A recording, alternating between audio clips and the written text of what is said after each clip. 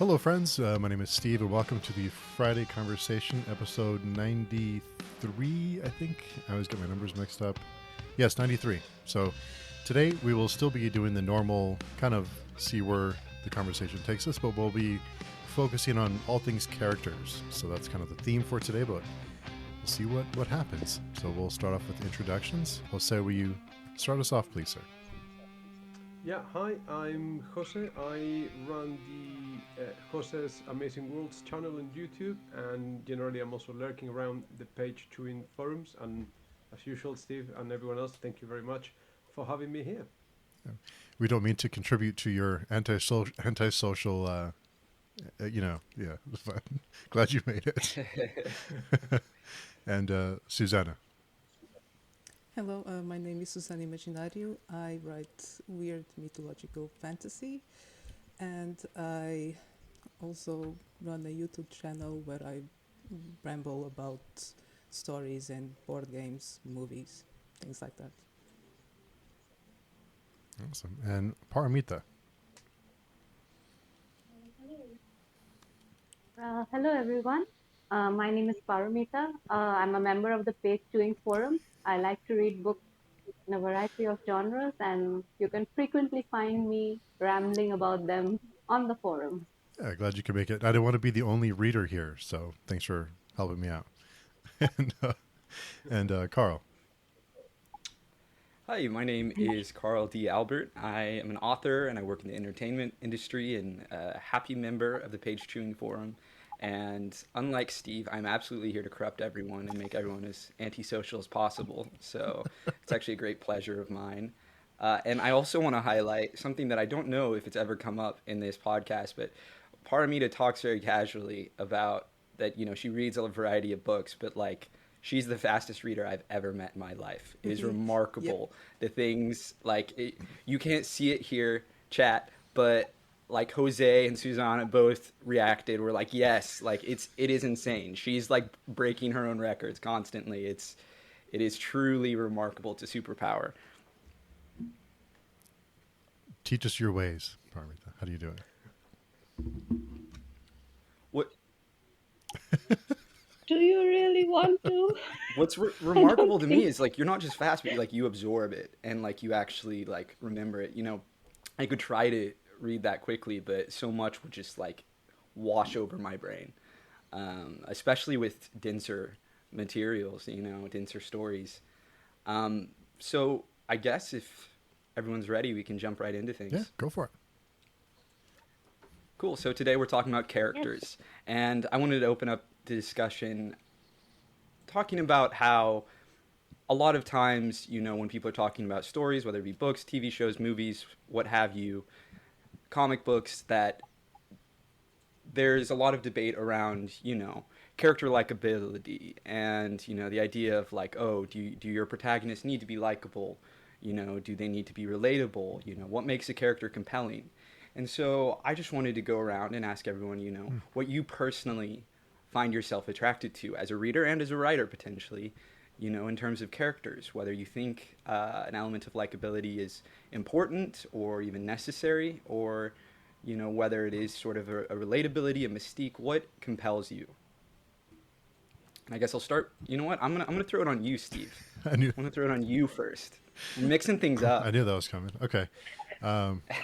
For me, whenever a character is too perfect, I have no interest in them. They have to have some kind of dirt on them. They have to have something that isn't. They have to have some kind of flaw that makes them relatable. Sounds bad, but I need something to make them human, to make them like someone I know, because no one's perfect, and we all do dumb things from time to time. So I need someone that I know is going to struggle with something, legitimately struggle. That I need something to. I need some contrast with it. I don't need it all to be good or bad. I need something. Even bad characters, I need something redeemable about them, at least a little bit, or at least they need to do really terrible things that makes them irredeemable. That's a whole nother conversation. But All right, Jose, how about you? Um, I don't have an answer. I don't know. I no, Valid. no. It's just like because I understand where Steve is coming from, but because I grew up with very traditional Dungeons and Dragons fantasy, where the characters are very clear cut, and they're not flawed. The heroes are heroic, and they are faithful and loyal and all that kind of stuff. So I don't mind my characters being so-called perfect. I think maybe what is more important to me, I think, and we had some kind of conversation going in the forums before today, is motivations. If I understand what motivates a character, then to me that's a well-written character. Even if they are heroic and perfect, if I understand why they're doing what they do and what drives them, even if they are flawed, even if they are evil, even if they are whatever it is, if I know why they do things, I'm invested in the character. If I don't understand why they do things, that's when I disconnect and I start to not care about them. Very cool. How about you, Susanna? I like conflicted characters. And yes, they have to be flawed.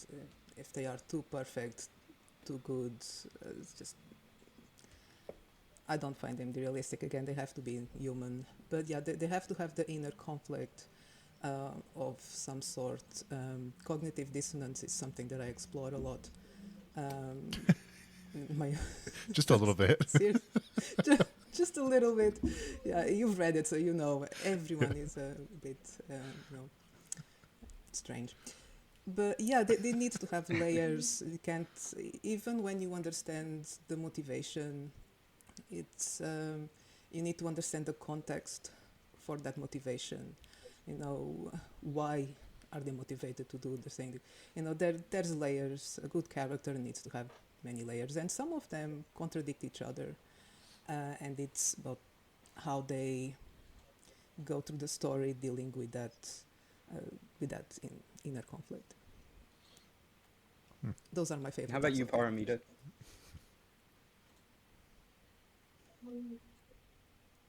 Paramita? So as a reader, I think likability is helpful in terms of rooting for the character, and reprehensibility is typically unhelpful, but it depends on the execution. So, for example, mm, one of the most reprehensible characters that I have read in fiction, and it was first person, so it was horrifying. I've reread the book 3 times, and every time I feel like taking a shower, is Lolita by Vladimir Nabokov, which is we are in the mind of a preferential offender uh, who abuses a child, and it is from the point of view of this person. And there is no question of, I mean, the question of, from the premise itself, the question of liking this character does not arise. But what is masterfully crafted is the psychological profile of this offender from beginning to finish. And what is shown is, to some extent, that this is not somebody who is evil incarnate. For example, in this sort of unfathomable way, like let's say the judge from Blood Meridian, who is quite unfathomable evil. Here, Humbert, because we are in his head and because we see how he thinks, we see that there are moments, there are cracks where he knows what he's doing is wrong, but he has to still go on doing it. And similarly, from at the other spectrum, I'm trying to think of something from general fiction, but I'll go with someone who is very dear to me, is Frodo, and from The Lord of the Rings. And Frodo is usually hailed as, in the good versus evil, he is good. But to me, what I find is, and again, Lord of the Rings is something very dear to me, and I have read it many times. I find that this is a person who's trying to do his best under the given circumstances.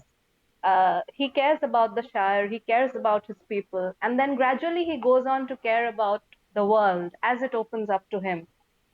And he bears this burden, but at a pivotal moment, he does succumb to temptation, and he is not 100% perfect.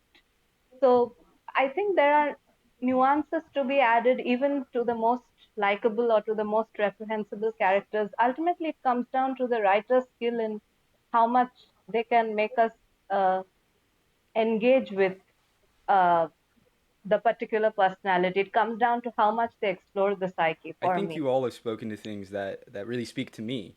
I definitely like Jose. I can get on board with more heroic characters. You know, I grew up reading a lot of superhero comics.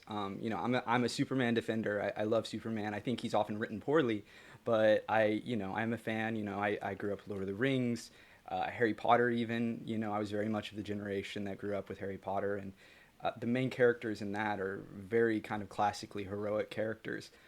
But at the same time, I find that I'm drawn to. I, I like to have a diverse cast in terms of personalities and like motivations and different things like that, you know, where I find if all the characters are reprehensible or all the characters are really goody two shoes, except for maybe, you know, like the one villain or whatever, because usually there's at least one bad guy, that I struggle with it a lot more if then, or I'm usually not as immediately hooked or intrigued than if there are a wide range of personalities, a wide range of kind of moral compasses and philosophies. I do find myself differentiating a bit from you, Jose, in that I like sometimes when I don't quite understand where a character's coming from. I mean, I think I generally am with you that I like to understand the motivation, but in very specific instances, I think there are times where I like a character being a little unpredictable to me. And I do think it would be a problem if that was true with every character in a story. I think that would be a problem even if it was like the majority of characters in a story. But sometimes the mystique is definitely something that I gravitate to. What I would really struggle with is certainly if a character acts one way consistently and there's nothing to motivate a sudden change in behavior, but then they suddenly change their behavior. That would annoy me quite a lot. Um, but beyond that, I definitely think I look for just a kind of a hook, like something into a character, something whether it is an element of likability or a really interesting flaw, clear like internal conflict I eat up. I love, I'm someone who really likes navel gazing, whether it be about just talking about how a character views the world and asking questions about how the world functions, or just like their own kind of internal angst. I'm really into like kind of gothic literature and um, just anything that really kind of gets into a character's head is something that I really enjoy.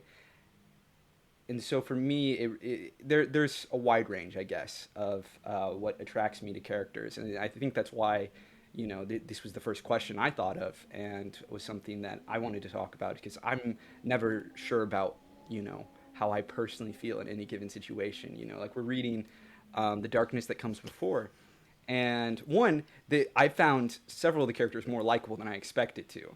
I thought I was just going to hate from the get go. Now I do expect them to probably do things that will make me not be so happy with them in the future, but I certainly was surprised by that. Same thing with First Law when I read it years ago. I was shocked by how likable some of the characters were, and they admittedly don't all end up in the most likable, shall we say, of places, but some of them, like Jazal, is a character who I hold very near and dear to my heart, who's actually my favorite of the trilogy, and I don't think people talk about him that much. A lot of people talk about Logan Ninefingers or Glokta. Glokta, I think, is a really big one that people like to point to, who is a wonderfully written character. I mean, the whole cast is wonderful.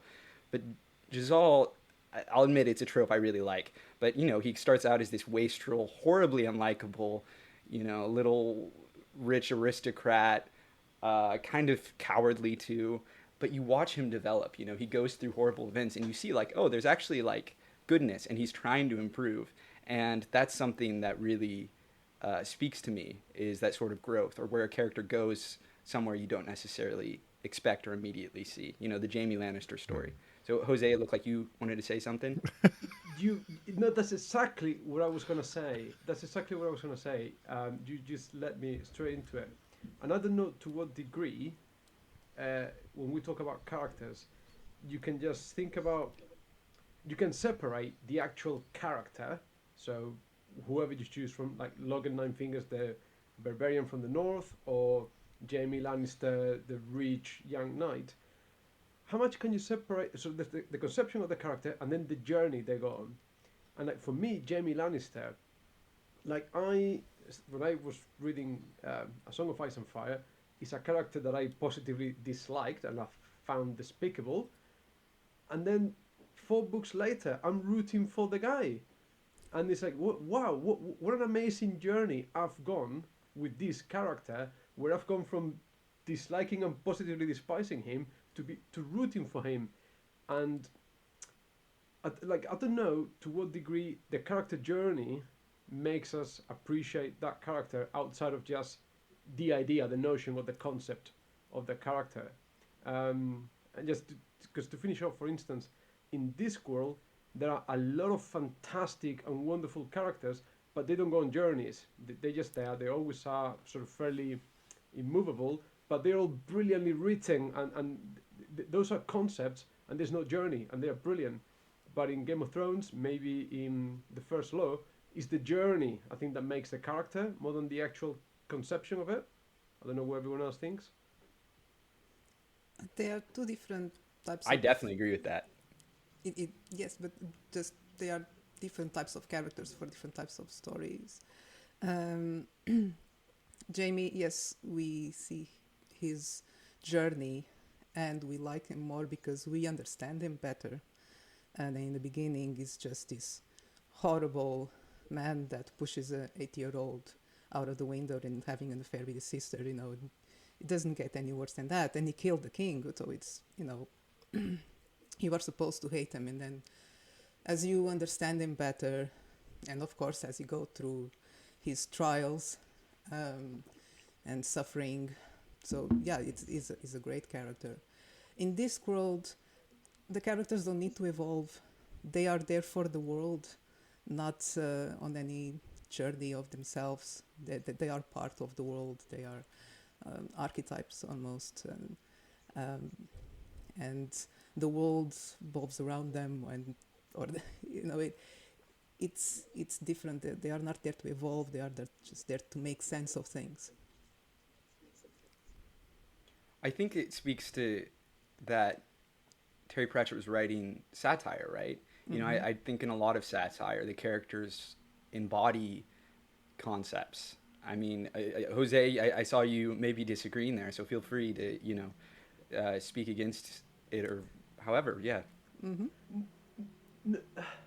No, I don't know if I disagree. I just don't know if Terry Pratchett was writing satire. I think he wrote about very many real world issues through the voices of these quirky characters in this Satire. bonkers world. But okay, maybe just my lack of understanding of the terminology. Sorry, excuse my dumbness, as one of my students said to me this morning. But yeah, I mean, getting back to what Susana was saying, I definitely think it's, different characters for different stories. And talking about Jaime Lannister a little bit more, he's my favorite character in A Song of Ice and Fire. He was someone who I mean, I hated him and I loved his journey and everything. And I was that much madder when, the TV show, I thought completely ruined it at the end there. But it wasn't just that, like, we came to understand him better, but it was specifically through his relationship with Brienne of Tarth that I thought really opened my eyes to who he was and the depths of his character and also where he could go. And it was seeing this sort of unique, unexpected relationship that really made me fall in love with his character and hers, to be honest. Kind of seeing the ways they played off each other and the ways they forced each other to change and change their points of view, and how it helped us understand that Jaime is someone who used to hold these really high ideals, and some part of him still wants to believe, although he really is fighting it, that like a knight can be, very chivalrous, a knight can, be a protector of the innocent. But he's convinced, all these oaths are contradictory, no one will ever respect you, for trying to do the right thing. He did this incredibly heroic act, breaking his oath to kill the Mad King, and he was villainized for it. And I think it just is really interesting, sort of to see this character unravel and, to see him lose his hand, right? I mean, we're just throwing out Game of Thrones spoilers left and right here, but... that this character who has defined himself. I mean, that's the thing I always go crazy for is when a character is defined by one thing, or like primarily defined by one thing, and then they lose that thing. You know, for him, it's his hand, right? He's a sword fighter. He's one of maybe the best sword fighter in Westeros, and suddenly he can't do that anymore. And he has to not only struggle to relearn how to fight with his sword, but he has to completely take a step back and be like, well, who am I if I'm not this badass warrior? You know, who am I if I'm not with Cersei? Who am I really deep down? And I think that's something that is just so compelling. But is that more because he's going through a very traditional redemption arc, and the reason why we like him is because these are like most of Western histories have been, you go back to the classics, and I mean the Greek and the Romans, Virgil and all the stuff. All the stuff comes from there, and Jamie is a classic redemption arc, and that's why we like him. It's a bit like Han Solo in Star Wars. He is a rogue, he's a villain, but at the end of A New Hope, he comes to save the day and help the good guys, because he finds it in himself to be that hero, and they're kind of, in a way, they're sort of similar journeys to the character. And I don't know whether Jamie's likability is because of that, and if he had gone the other way, if he had started good and ended bad, we would have liked him as much as perhaps we did. I'm gonna have to disagree a little bit with that. Sorry, Jose. Uh, I don't think Jamie is a good example of a redemption arc. Um, he is a villain in the beginning, but only from the perspective of everyone else. He doesn't see himself as a villain. He doesn't feel regret for killing the king. He had no problems pushing Bran. I mean, he is not at the beginning. He almost doesn't have a conscience. So it's I think it's more a journey of self-discovery, of awareness. Because when he starts seeing himself through the eyes of others, when he loses his hand, and he really has to look, see what else he is, what else he has to offer, what kind of man he is. Because before he was just a sword, he was a tool. His father used them, the king used them, the sister used them. He was just a tool, and then he stopped being a tool, and he had to figure it out who he was. So he wasn't trying to redeem himself. Eventually, yes, because he realizes the harm or the potential harm, especially towards Bran. I don't think he was ever sorry of killing the king, for example. But yeah, it's self-awareness, a journey of self-discovery, and then hopefully, well, we never know, the books are not finished, but I hope he comes to, he finds peace within himself with what he did, I suppose. That's So I want to give Parmita and Steve a chance to chime in again in a sec, but I do want to both agree and disagree with both of you, Jose and Susana, real quick. That I do think Jamie is sort of in. I do think he's more likable because we see him growing and changing positively and having those sort of redemptive moments, like when he goes back to save Brienne in the bear pit. Like, that's the moment where I was like, one, I was like, I want them to kiss.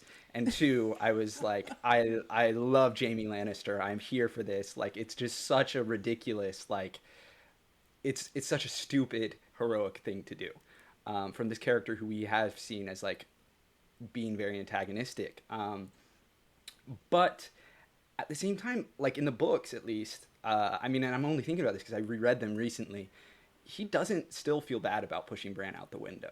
And, as of Feast for Crows, he talks about like shooting babies in a trebuchet, and that's where I push back against like the idea that he has this classic redemption story too, is where like he hasn't like really done too many overtly heroic things. I mean, he's trying in some ways to create peace. He's like, let's end this war. It's horrible. It's just been terrible for everyone. But he's trying to end it by threatening to shoot babies with a trebuchet. And I think it's that sort of middle ground. Like, he's really struggling in a way I think you don't see a lot of characters struggling with redemption arcs. You know, another pop culture example that a lot of people talk about is Zuko, and in Avatar: The Last Airbender, and that's a character that I like a lot, but you know, he only has one real moment of temptation. He doesn't constantly, you know, and he fails. But once he's kind of turned good, he's turned good.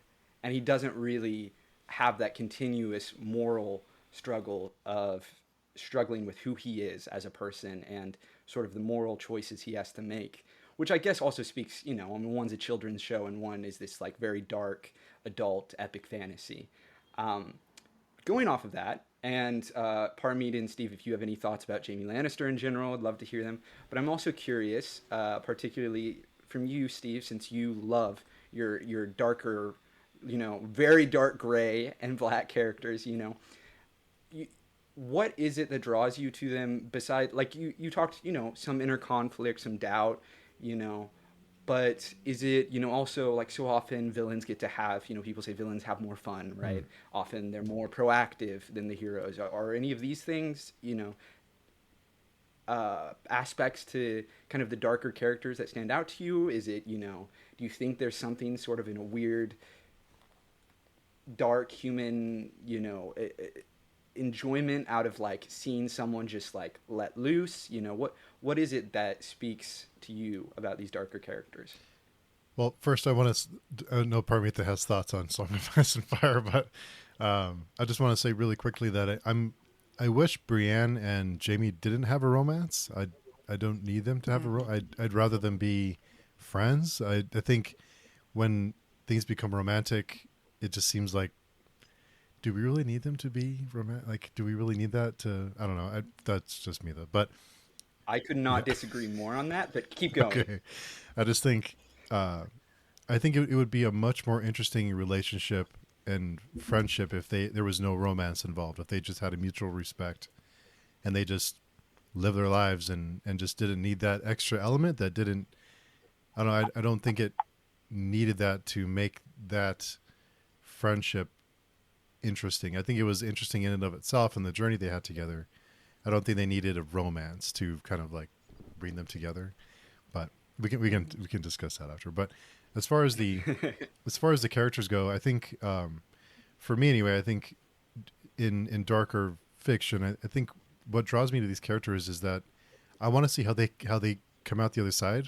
I want to see their journey, and because we know that they're going to face some horrible odds, they're going to go through some horrible things, and I like seeing how they come out the other side and how they're able to persevere, or how they fail on their way to trying to reach their goals, whatever those goals may be. So I like to see the journey, and I like to see where they end up at the end, and whether or not they're able to achieve their goals or they fail horribly, or you know, I think that inspires some of us. And not everyone's into this kind of thing, but I think it inspires us to see someone else, even whether it's in fiction or not, how someone can overcome these insurmountable odds and somehow find a way and somehow pick themselves up and survive. I guess even just survive, not even achieve their goals, just live through it. But yeah, that's just me. Parmita, how about you? Speaking to Jamie Lannister, Song of Ice and Fire, or just darker characters in general? Um, I it depends on the execution regarding darker characters. First, I'm going to say I agree with Steve actually that I find the journey of Brienne and Jamie, at least what I've read in the books, because I have not seen the show. I find them more interesting as colleagues, as platonic friends. It is not an issue if they have a romance, but I too think that the importance of platonic friendships in fiction, especially between opposite sexes, is not explored that much, especially in these settings. And it would be a nice thing. I think to recognize each other as colleagues and as people just from that, I would like that a lot more. Coming back to the question of darker characters, so um, how do I phrase this? So as a reader, I usually read for two reasons. One is enjoyment and one is enrichment. And maybe sometimes if I'm lucky, then both. But uh, from the enjoyment point of view, I generally don't find anything in very dark fiction. um, Nihilism is, um, I think it's a bit boring to me, but also it's not something I ideologically align with at all. So uh, it's not something that I get enjoyment out of. As far as enrichment goes, yes, if it depends on the execution, but if it is relentless bleakness, if it is uh, every character getting tortured, whether psychologically or physically, sometimes there is sexual assault involved, then one of the things that I fear, which I fear while watching the real world news also, it happens to me when I watch real world news, is I get desensitized after a point. After a point, I'm not processing things. And that scares me a lot personally as a human being, that I don't want to get desensitized. I don't want to lose that feeling of being able to connect to somebody else's pain, even if it's in a very fictional or at a virtual level. And so when I start to get desensitized, I think that for me, the enrichment factor, the possibility of enrichment in fiction is gone. And at that point, I generally stop reading uh, the darker series. So TLDR is it is not something I gravitate to unless there is some interesting psychological profiling going on, or again, as some fellow readers who know what I can handle, they tell me that Paramita, maybe you should give this a try. You will find something interesting without getting, overwhelmed by graphic violence, Something for that example. occurred to me as you were talking about, particularly in relationship to getting desensitized and dealing with enrichment too in darker fiction, and exactly what that means, right? Um, is I think I find oftentimes that when I am reading from a really, shall we say, morally corrupt character's perspective, that a thing that makes me enjoy it more is when I feel like it helps me have a different viewpoint of the world, I guess, and maybe even open my heart a bit more in a way, like to see the humanity and the goodness in even people that I might think are overall morally bankrupt, or it's something where it challenges, I guess, my point of view in a way that, like Jamie Lannister, to get back to him, where like certainly I think the incestuous little kid pushing, you know, abusive knight character is something that, like, I wouldn't necessarily expect to find the nuggets of goodness and to really see and understand. I mean, it's that understanding, right? It's understanding where they're coming from. Getting back to Jose at the very beginning, the motivation, right? And like understanding the damage that was done to them and why they view the world they do, you know? And I actually find sometimes, not always, but sometimes seeing the world through the eyes of these darker characters actually helps me maybe be a bit more compassionate or be more a bit empathetic.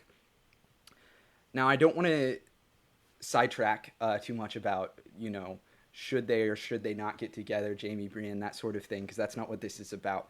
But I do think something that's interesting that no one has, as we've been discussing their relationship, no one has pushed back against or said anything contrary to, is the idea that their relationship isn't important at all, whether it's platonic or romantic, right? That relationship is really a core part of the story, right? And is important to bring out both of their characters, right? And to develop both of their characters and to show us, the deeper facets of who they are and to challenge them.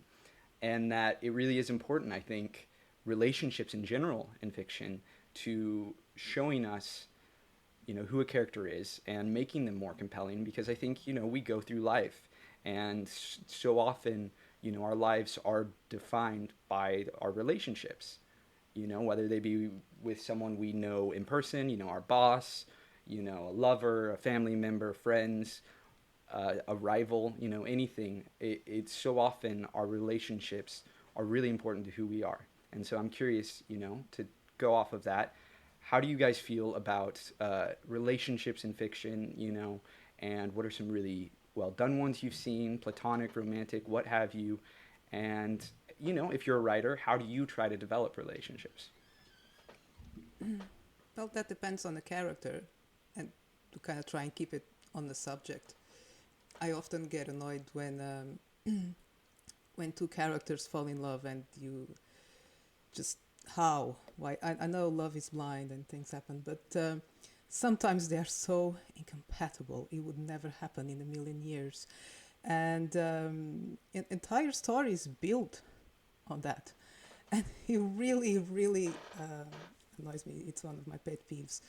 If you're gonna build a relationship, romantic, friendship or not, it can't just be because, oh, I like this character, I also like this character, it wouldn't be great if they got together. And it doesn't work. So when you build a character, it's important to take into consideration the characters that they might like or might like them, and why, and in what circumstances, etc. So, but yeah, relationships is important. I mean, you're not going to have a plot or much of a story with just one character. They exist, and some of them are really great. But if you're gonna, one of the best and easiest ways to develop the character is through another character's eyes, or having them interacting with another character. So yeah, they are crucial, of course. I'm gonna be absolutely categorical here and stop sitting on the fence. And basically, so from my personal, like, this is me personally thinking, believing firmly 100%, men and women can't have platonic relationships, and that's all down to the man's fault. Like, we just see mating potential. This is deep ingrained biological stuff, and every woman straight away goes into some sort of potential mateability ranking. So I don't believe in that. I don't think that that's possible. And generally speaking, I don't think men write believable platonic relationships romance. Um, I've seen some awful, like, I think, Susanna, like what you said in the Gunpowder Mage trilogy by Brian McClellan. It's like you said, I've got this young female character here, I've got this young male character here, so they must have a relationship. And the problem is, as you're reading the trilogy, you go like, they're gonna get together, aren't they? They're gonna get together, but not because the characters develop a bond in a way that leads them naturally there. It's because you can almost feel the author going, I must have a romantic relationship in my story. It's going to be these two characters because they are the only two that could possibly fit, and tick that box. Um, so there's that. Those are like my strong opinions. And then back to the sort of the Jamie and Brienne stuff is that the good thing about that relationship between them is that, in a way, it is Brienne that brings about the change in Jamie. It's sort of, she's the reason why. So he remembers what being a knight is about, so to speak. And when you said that he stupidly and idiotically jumps into the bear pit, it's because of this journey that they've gone through together. Where she's constantly, badgering him about being a knight and all these chivalric values, that he sort of remembers what he once believed, and he sort of gets that youthful innocence, so to speak, back. And I think that's important. And that relationship didn't need to be romantic, but it was really important for Jamie. I think Brienne is the catalyst in Jamie's journey in Game of Thrones. But yeah. Generally speaking, male writers cannot write decent romance at all, and top of the pile of shit romance written, awful relationships, Robert Jordan, Wheel of Time, it is god awful. The reaction is hilarious. I was muted because I was laughing so much. I can't stop laughing. I'm not wrong though. I cannot hear anyone contradicting me, so No, I agree. It's the worst part of that series. I mean, that series has a number of notable flaws, but the romantic relationships are just atrocious. They're just so poorly written. It's some of the couples are like all right once they're couples, but the actual journey there is just like it's so unbelievable and yeah, There's awful. one The one good relationship. There is one really good relationship. Matt and Birgitte. as as a romantic No, relationship. no, because it's not a romance. No. I Okay, love okay, them okay. You're together. right. They get on so well. They're proper friends. Yeah, Yes, he fantasizes about her because, like Jose said, man, platonic doesn't mean that you don't think about it, though. But it's also it's about the friendship. You're not gonna sacrifice a friendship just for a fantasy. I know that can't you keep both separate? I mean, their relationship it's one of my favorites in several books. I really like them. they are great. I definitely find it's so weird how some of the little relationships in that series are so much better than like some of the really major driving ones. Like I've never bought Rand, Matt, and Perrin's friendship. That was something that immediately from book one I was like, why are these guys friends? Because Like it's a small I village, have there's no one else.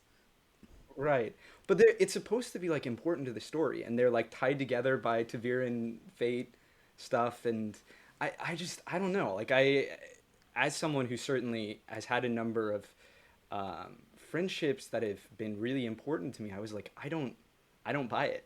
Like any of their friendships here, male, female, whatever. It's yeah, that there's a lot I really like about the Wheel of Time, but not all of the relationships are the. So it depends. Like Rand and Moraine's relationship, I think, is one that's really interesting to see develop, where she is this teacher, but she also tries to manipulate him, and then he pushes back and is, fighting his destiny, and the way that they kind of gradually come to accept one another more, I thought was an interesting journey and was one of the more interesting journeys for me personally as a reader. But Steve, how about you? Talking about relationships in fiction. Well, I think Susanna made a good point about developing a character through another character. I think I never really put that together until you said it, but it makes total sense. This is why I'm a reader and not a writer. But yeah, I think it's a great way to introduce us, and because when we are in that character's head, we're seeing the world through their eyes, and we may not necessarily see how everyone else sees them. So we get a twisted view, or I don't say warped view, but a different view of reality through that character. So when you see it through someone else, you get not only a better idea of that character that they're looking at, that we're learning more about through them, but also the world and how the world views that character that we've gotten to know through their eyes. I don't know if that makes any sense, but yeah. But I think Jose made some good point. I know he's a big fan of Wheel of Time, so Yeah, I No can get enough redeemable of that. qualities whatsoever.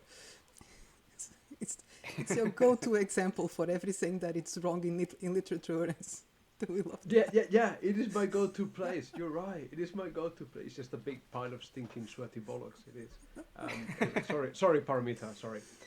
Um, yeah, I don't Or, know. Like honestly, has like because I think male writers should just go, just admit it. I am biologically challenged. I cannot write decent romance. So go down the grim dark road. Go down the Joe Abercrombie road, and just write but Joe dirty. Abercrombie writes good romance. Like Exactly. He writes awesome I just romance. No, I he writes I so dirty. fundamentally disagree with that. I think the issue is that a lot of men don't read like romances or like take in those stories, so like they don't even think about it. And certainly, you could also make an argument that a lot of authors in general are maybe more introverted. Maybe there's some of the people, particularly in the fantasy or sci-fi genres, nerdy genres, don't have a lot of romantic experience. I may be just like broadly stereotyping here, But like I think that there are other things to point to here, not a Hold on. biological Hold, flaw in hold on. maleness. What decent romance has Abercrombie written where the king marries a lesbian without realizing when everyone else knows? Is that the decent No. romance that he's written? Which one is it? I Okay, in that story alone, Logan and Pharaoh. In a different story, we have what are their names? Best Served Cold, I think, has a good romance. Mansa and Shivers. As It's brilliant love story. Yeah. Well, the brother and yeah, sister. The brother and sister in Best No, Served Cold. no, no, no, no, no, with Shivers. My no, head no, is no. going to explode right now. Shivers, With Shivers and Shivers. Mansa. Yes. That's the romance, and yes, it does. Well, I mean, I don't want to drop spoilers. He doesn't write traditional romance. I agree, but even like Orso and I think Orso has Sabine. two different love interests. You S- could argue. Tragic. Yeah. Sorry. Yeah, and it's so disturbing, but I still think that like there is a good romantic story there. Okay, but hear me out. So I agree with you on the proviso that he's not writing traditional romance. He's twisting everything on its head. Like Sabine has got romantic relationships, but they're all mostly out of convenience, particularly in the Age of Madness. So she's got feelings for this guy, but she actually ends up marrying the other guy, and I don't know. It's all got that sort of green dark twist to it. It's not a traditional romance, boy meets girl, they fall in love, sort of thing. It's all Okay, got to have fair enough. But the if we're fluids and talking the about that, dirt. then go down back to A Song of Ice and Fire. Jon Snow and Ygritte is commonly referenced as a great romance. I think that Jamie and Brienne is a fantastic romance that we just haven't seen the arc finished yet. I mean, we can argue whether or not they should or should not be romantic, but they think of each other naked. Like it is a common through line. Brienne is explicitly contrasted with Cersei constantly. Like there's a romantic arc, and if you don't like it, fair enough. But I think that that is a great romance story. But again, you see, I think that's a cheat because if you get any man and any woman together on their own for 12 months, at the end of the time period, they're going to be, you know, yeah, Well, friction what if they're makes. gay? I mean, they're not in this case, but Well, like so inevitably they're going to end up there. It's because there's no one else around, I think. I would say that there are a lot of men around Brienne. Internal screaming exists. My brain is like, I am not grown up enough for Okay, this I'm going to conversation. mute my microphone and then you can all contradict me, which is great. And I'll just listen to you. I can't even begin to articulate uh, so many things without swearing. I I have a short. No, I mean I don't have much to say about A Song of Ice and Fire or First Love, but like to the point of romance, one of my favorite love stories is, well, it's unrequited love in a sense, but I want to read this short excerpt, and then it's a very short excerpt, and then I mean you all can decide whether this is good or not. So it goes, you are part of my existence, part of myself. You have been in every line I have ever read since I first came here, the rough common boy whose poor heart you wounded even then. You have been in every prospect I have ever seen since, on the river, on the sails of the ships, on the marshes, in the clouds, in the light, in the darkness, in the wind, in the woods, in the sea, in the streets. You have been the embodiment of every graceful fancy that my mind has ever become acquainted with. The unqualified truth is that when I loved Estella with the love of a man, I loved her simply because I found her irresistible. Once for all, I knew to my sorrow, often and often, if not always, that I loved her against reason, against promise, against peace, against hope, against happiness, against all discouragement that could be. Once for all, I love her none the less because I knew it, and it had no more influence in restraining me than if I had devoutly believed her to be human perfection. That's one of my most favorite romances. It's unrequited love, but What it is it is a from? romance in fiction. Who It's Great Expectations by Charles Dickens. Another Pip and Estella. another That's male Pip. author who I thought wrote a great romance, uh, kids books, but Lyra and Will in his Dark Materials, that is the heart of that story. That story is their story. What?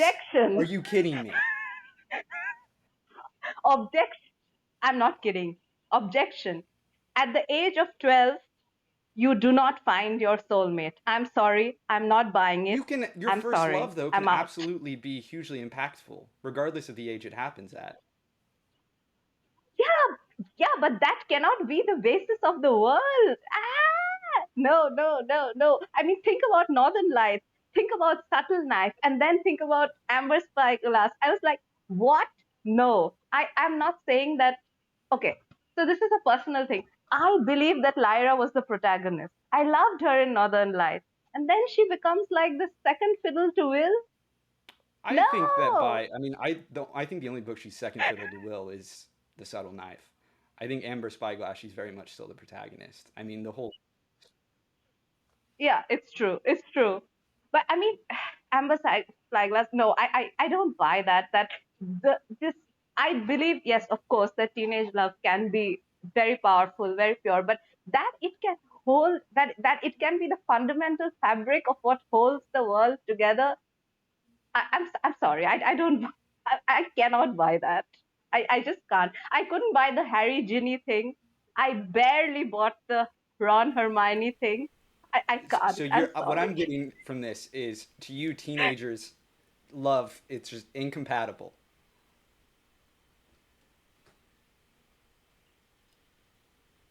It, I, I can't think of one I have read off the cuff that Will and Lyra was definitely one which was dissonant to me. I could not, actually, what was dissonant to me was interweaving their love with like themes of Paradise Lost or whatever Pullman was responding to. Like that was taking it a bit too far for me. I mean, these are kids. They're kids. They're very mature. They have undergone a lot, but But they're going still through their they're sexual kids. awakening. Anyway, we could talk Okay, about this that's forever. We've gotten totally off track. So, bringing us back around, we're going to move on from. I was trying to talk about relationships in general, and we ended up talking about romance. Let's talk about. yeah, yeah. I don't And even want to I talk about wanted to. platonic relationships. Let's talk about hero villain relationships. All right, and how those can drive character development. Oh, I thought Enemies to lovers. Go I ahead. wanted to. I thought I would talk a little bit about uh, familial Perfect. relationships a bit because they don't always get. Um, we do get the father figure and the mentor and the mentee, but with the female, with the mother daughter, maybe not so much. One I was just thinking about, I really love it, is the relationship between Tenar and Theru or Tehanu in book 4 of Earthsea.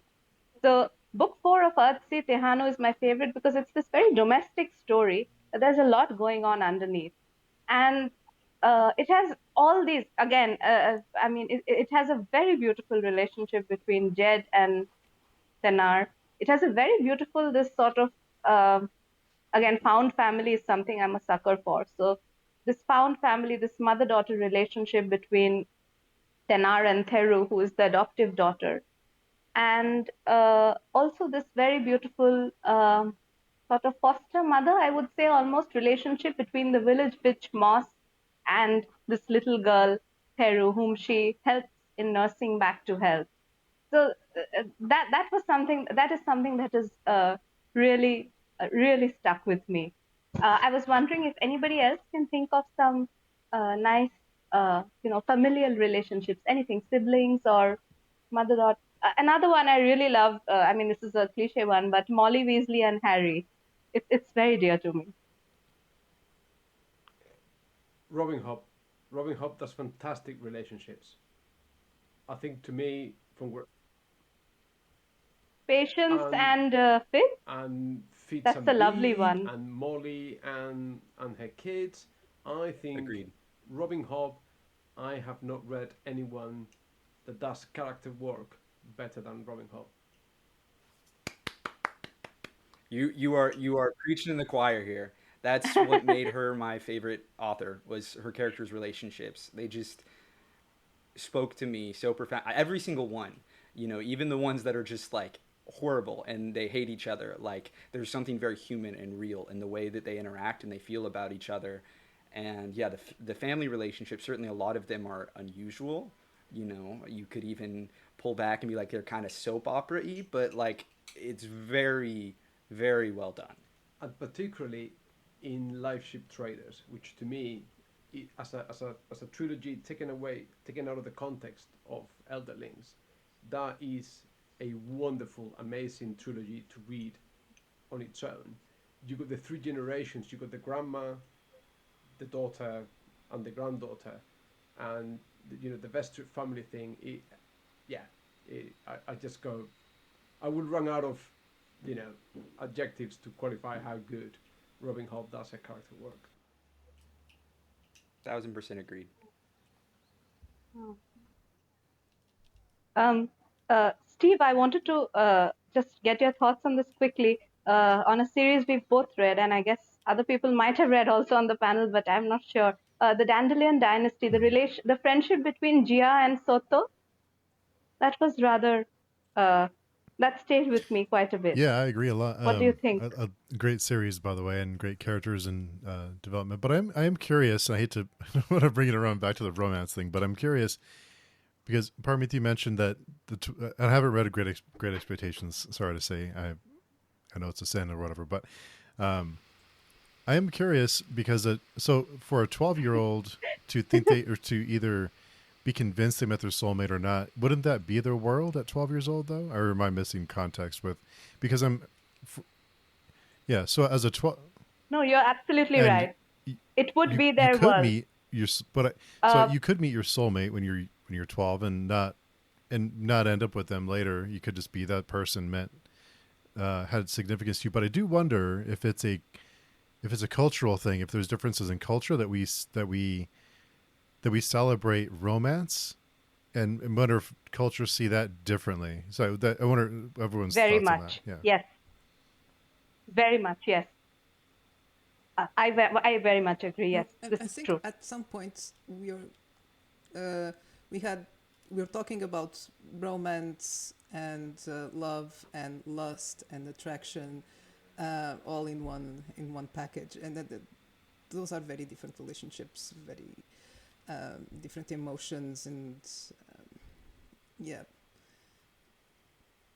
you can be attracted to someone, to feel lust after someone, and have no interest in being romantically involved, no, or you can love someone just platonically at a distance, just as a fantasy, and the moment if it ever comes true, then it falls apart. Many stories like that. I think yeah, it's completely different things, and you were getting all mixed up. One of the things that I want to talk about is going back to family relationships.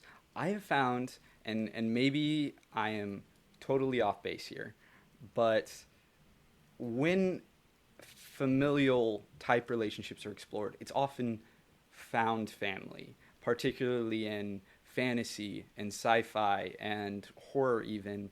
You have your family sagas like Live Ship Traders. I think Robin Hobb is actually a writer in general who writes about family of all types. But I feel like so often you see the sort of the Logan, the like gruff older guy with some kid, right? And the kid is usually not theirs biologically. And this is not like against adoption or anything like that, but I think it's interesting that you so often in these sort of larger scale stories seem to not have a huge focus on those actual like family dynamics, whether they're healthy or unhealthy or complex as so many are. It seems to me like there's almost this trend towards, you know, like orphans, for example. I think that's probably the most obvious one, right? Where like so many heroes are orphans. Their parents aren't even in the picture, right? Or how many heroes even have siblings? You know, as someone who has three siblings, it has always felt so strange to me that like very few, you know, sort of classical heroes don't have siblings. Especially because I think, you know, it's not an uncommon experience. Like it's not like it's a rare thing to have siblings. And so I'm just curious, you know, if you guys have any thoughts about that in general, one way or another. Oh, you don't want to hear my thoughts about the orphans. Um, Siblings, yeah, I have no opinion there. I have no siblings, and it is one of the hardest things for me to write um, siblings. My latest book, I focused a lot in brother sister, and it was hard for me because I had no idea, literally no idea. And most of my friends, they are also they also don't have siblings, so didn't have much to because to ask those little details. So yeah, no opinion there. Sorry, but it is true, and I don't know why. Maybe just so they don't share the spotlight. It would be just another plot factor, another plot point there to have to deal with. When they have siblings, they're usually subservient to them or the enemy. You know, at the end we find out that they were brother and sister. Oh, yeah, I don't know why.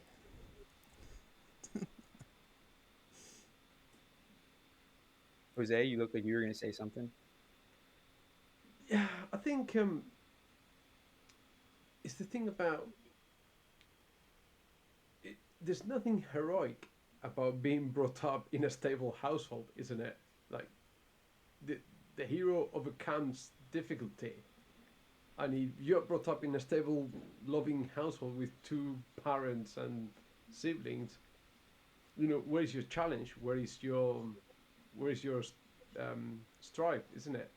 That's why Luke Skywalker has to lose his uncle and aunt to to finally set him off on this journey that they have been holding him back from. Maybe that's why Frodo is, his is an orphan. Well, an orphan. His parents are gone. I think you'd be hard pressed to find a hero that hasn't undergone. You were talking about comics before: Spider-Man, Superman. Superman. His parents are not really his parents, and Spider-Man again lost Uncle Ben, and it's just. I think it's difficult to justify struggle and strive if you come from a stable background. That's when you become a bank teller or something like that. It's just not material for greatness. Um, I agree and disagree. I certainly agree that it is harder in some ways. You know, like being an orphan, for example, is kind of the archetype, right? Is an easy way to immediately make the audience kind of sympathize and understand the character struggles, right? You know, Harry living under, the stairs, right? Harry Potter. But I think that simplifies family dynamics needlessly. I think you can have an overall sort of stable dynamic, but still have very complex, at times even adversarial relationships. I mean, I think of like how so many of the meanest things that I have either said or had said to me were said by family members who, because they know where to hit you where it hurts, because they know you so well. And these are people I like love and have healthy relationships with overall, but just like, in a fit of like anger or something, or like making a joke that they don't realize is going to hit really hard. And similarly, I think the drama doesn't have to come per se from the lack of parents or whatever. You could have parents, and then I mean, like Superman in some stories, the family who raised him, his parents, are around and are alive, and like he still has stories and stuff. And I guess admittedly they don't feature because it's not very dramatic, so I guess you have a point there. I certainly agree that struggle is so much the basis of particularly these heroic narratives that I think the problem is that I think we're all thinking in the realm of fantasy literature. And if you have to set someone off on a quest or a journey, you're not just going to abandon your stable household to go on a journey. You need that, you know. So I cannot Definitely believe I'm true. about to say something good about the Wheel of Time. But the reason why Matt, Rand, and Perrin and Egwene all go off on the journey is because the village gets attacked. They came from a small village, a stable community where everyone helps each other, and the only reason they have to go away is because they get attacked by the Trollocs. That world comes crumbling down, and then off they go. You need that. Otherwise, fantasy doesn't work. You cannot have epic fantasy staying at home milking cows with your mom and dad. It doesn't work. To be fair, none of their family members died, though. You know, they're all still around and actually come back later on and have several of them have stories. But I agree with you, right? That like you need something to kick off the journey. Steve, Paramita, thoughts? Yeah. Um, um, I was going to say I was thinking of some current, well, not current, but yeah, ongoing or recently completed epic fantasies that have dealt around family. So before I say anything, one of the best examples of like messed up families is Lannisters, and another one is Greyjoys. Dear me, God help these two. Like, Even what more is messed up than the happening Targaryens. with you Yeah, people? I think they Anyway, topped the scale there. yeah, I mean, He point loves his taken, messy point taken. families. He definitely But loves his I mean, messy yeah, it's just baffling. Like the Greyjoys in particular are just, they're just appalling to me. Anyway, but one was the Dandelion Dynasty, which uh, I think, I mean, it's in the name actually, and it is truly a family saga in in an epic fantasy setting, and the transference of power. And I really think that Ken Liu, with that one, he it was very, very thematically apt in how he concluded it. The other one I was thinking about, which is still ongoing, but it does have very important role of family, is Stormlight Archive. So Kaladin and his family, very important. Shalan and her family, very important. Yeah, Shallan. Dalinar, Navani, Elhokar, Jasna, all of them are very, very important to the narrative. So I think maybe people are doing it, but we perhaps don't think of it in the archetypal family saga way as we would like. I'm trying to think of examples outside fantasy. Like, let's say 100 Years of Solitude is generations of a family, and that is like the perfect. It is I mean, it almost gets a meme at some point, like when the first time someone is reading it, especially unfamiliar with the name, it's like, which one is this? And all of them have the same name, and it's like, is this the first or the second or the fourth? But in fantasy, I think it is possible. It's interesting. Like, you make them messed up, as I said, like Martin does, or you deal with them thematically. Like, the next generation comes in, they have their own ideas in Dandelion Dynasty, for example, even in Stormlight to some extent. Yeah. So I was going to ask Steve something about which I know is a very series very dear to him, and because we were talking about familial relationships, so it's a kind of family, but a very messed up family. So Xerius and Istria and Confas is a kind of Yeah, I can see family, that. but It's very Lannister-esque, kind of. Well, yeah, I think maybe it's even more messed up than the Lannisters. Yeah. yeah, I was going to say that they have like some Greyjoy They have something, vibes yeah, they have coming in. vibes for sure. Yeah, definitely have some messed up vibes. But Susanna, I was curious, how did you write your familial relationships in your book, not having the siblings, not having your own experiences? How did you kind of learn about them to feel comfortable writing about them? I made up most of it, like I do everything else, uh, just based on other books, on just common sense, basically. Uh, yeah, pretty much on other fiction, on the little bit that I know about life, and yeah, try to Hmm. fit. You can definitely write good siblings, even without having them. I mean, again, George Martin, as far as I know, he doesn't have any siblings, Oh, yeah. and he certainly is someone who does maybe not always write the most traditional sibling relationships, but he certainly writes important sibling relationships, and I think the Starks are a great example. Although, at the same time, I think circling back to the idea that maybe they're not central to the story. Stormlight, I do think, is a good example, right, of family relationships driving the story, even from the heroic perspective. But oftentimes, I feel like the kind of classical heroes, like the Starks, for example, in A Song of Ice and Fire, um, and I mean, going back, certainly where you see this less and less often seems to be the kind of older, what we now view as like archetypal hero stories, whether it be Star Wars or superheroes or like Lord of the Rings or what have you, where they don't feature as prominently. A lot of the books written ripping off Lord of the Rings. You could even talk about Wheel of Time, in that regard, that like where the family relationships don't feature prominently in the heroic characters, and it seems to be something almost set for like families are for side characters and like villains, unless it's like Susanna mentioned where you have this secret sibling and you didn't even know, right?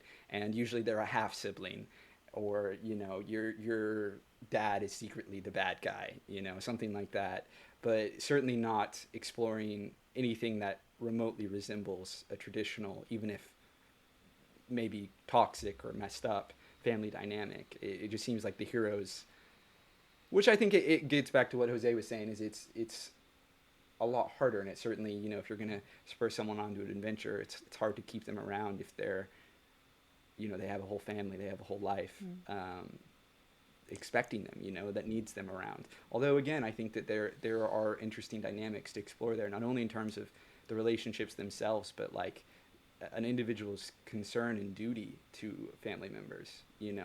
Like I mean that's a huge thing in cultures around the world, where people stick around, people support their family members, when they're ill, any number of things like that, where it just doesn't seem to have, no one's taking their sick parents on their heroic adventure. You know what I mean? Like it's interesting that like people just don't, at least in Western fiction, I feel like don't seem to want to explore that in regards to the classic heroes. They're more traditional heroes, even when they're in a more morally gray story like A Song of Ice and Fire. The cows need to be milked. Do we Mm. do we not give villains families because it would humanize them too much traditionally? I think that's That's a probably very true. good point. Which is why I love villains that have families. And like for example, in my book Mm. series, every single one of them has families, and it's almost like one of the main humanizing factors. Hmm. Because I think you're totally right, Steve. It adds so much depth to even the most atrocious people. Is like if they genuinely care about you know their child, their spouse, their parents, whoever. Hmm. Exactly. So, just really quickly, and then I'll say I know you're dying. Just want, No, no, no, no, no, no. no, Just no, wanted no, to no. just wanted to ask one more. Just pose one more question to everyone. So, is that why the characters in A Song of Ice and Fire are so beloved? Because they do have families, and because we do sympathize with maybe not them, but their family members. Does that make the characters not likable? But does that make us invest in characters we normally would root to die horribly? That we can see the impact it would have on the people around them, and that makes them more interesting to us or more relatable. Just That throwing it is out there. interesting. They all have families, and it's all about the families. Um, they all have that in common. They fight for their house, for their family, for their legacy. And I never thought about it like that. And how, of course, it makes them a lot more complex with that element. And because all of them are in that situation, even even Danny to some degree, yeah, I think she's kind of the wild card. She lost her family twice, three times over, pretty much. Interesting. Yeah, that's a very good point. Clever. I think, Steve, that goes back to your point, and I was listening to a 3-hour podcast conversation with a very famous author here in Spain, who he actually was a war reporter before becoming a writer, and he was in the Bosnia War, he was in the Eritrea War, and stuff like that. And all his characters, he writes fiction, he doesn't write fantasy, but they're all sort of very grim dark. And then listening to the podcast, it's like, of course, all his characters are great because he's gone through so many wars and he's reported on so many atrocities.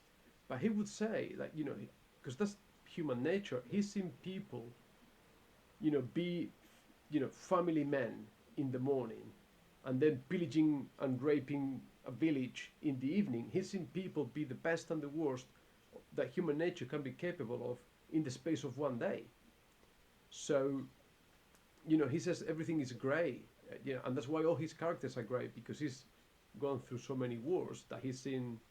I'm just repeating myself, the best and worst of human nature. And then if you got like a supposedly quintessentially evil guy, but he's got a family and he's raising kids, or he's worried or caring about his partner, that puts people's minds straight away into contradiction mode. I'm supposed to hate this guy.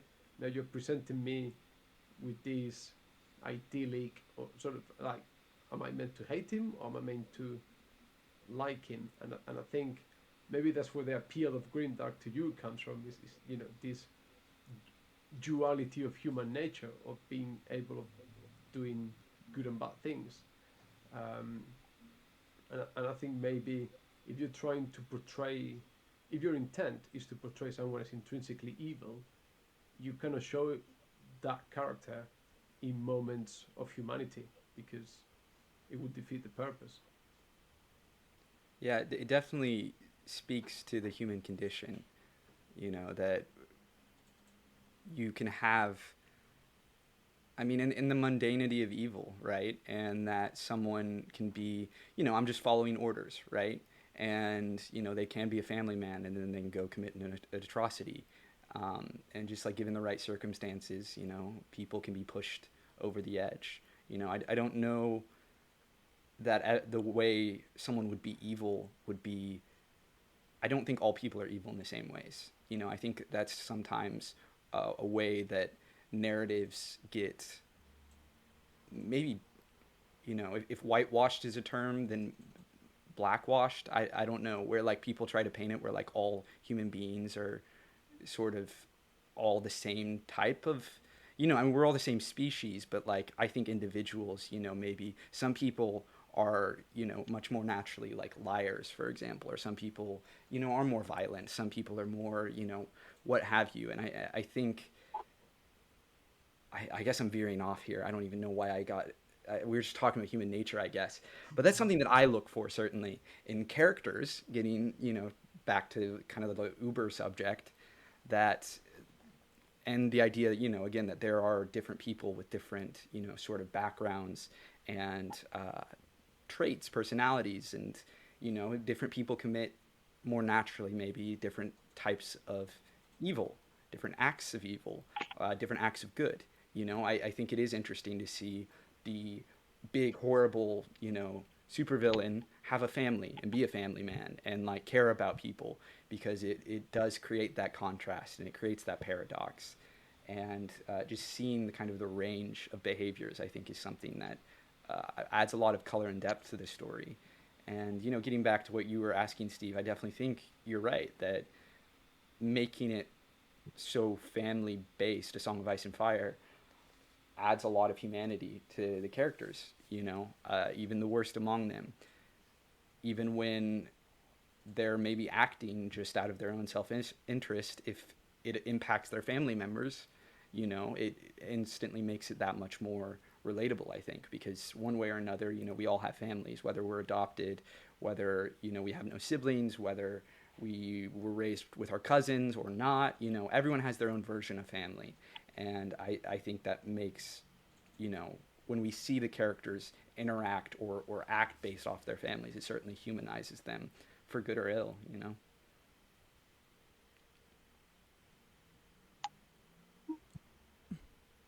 just gonna say the cliche Uh, that the villain I is was the hero of their story. You know, a good, the trick is to let the reader or the audience understand why you're supposed to think he's the villain, but easy, or she, or just going default for he. But yeah, a well-written villain, you should be able to empathize, to at some point play devil's advocate and go like, you know what would I do? You know, I love that. You gonna say something, Parmita?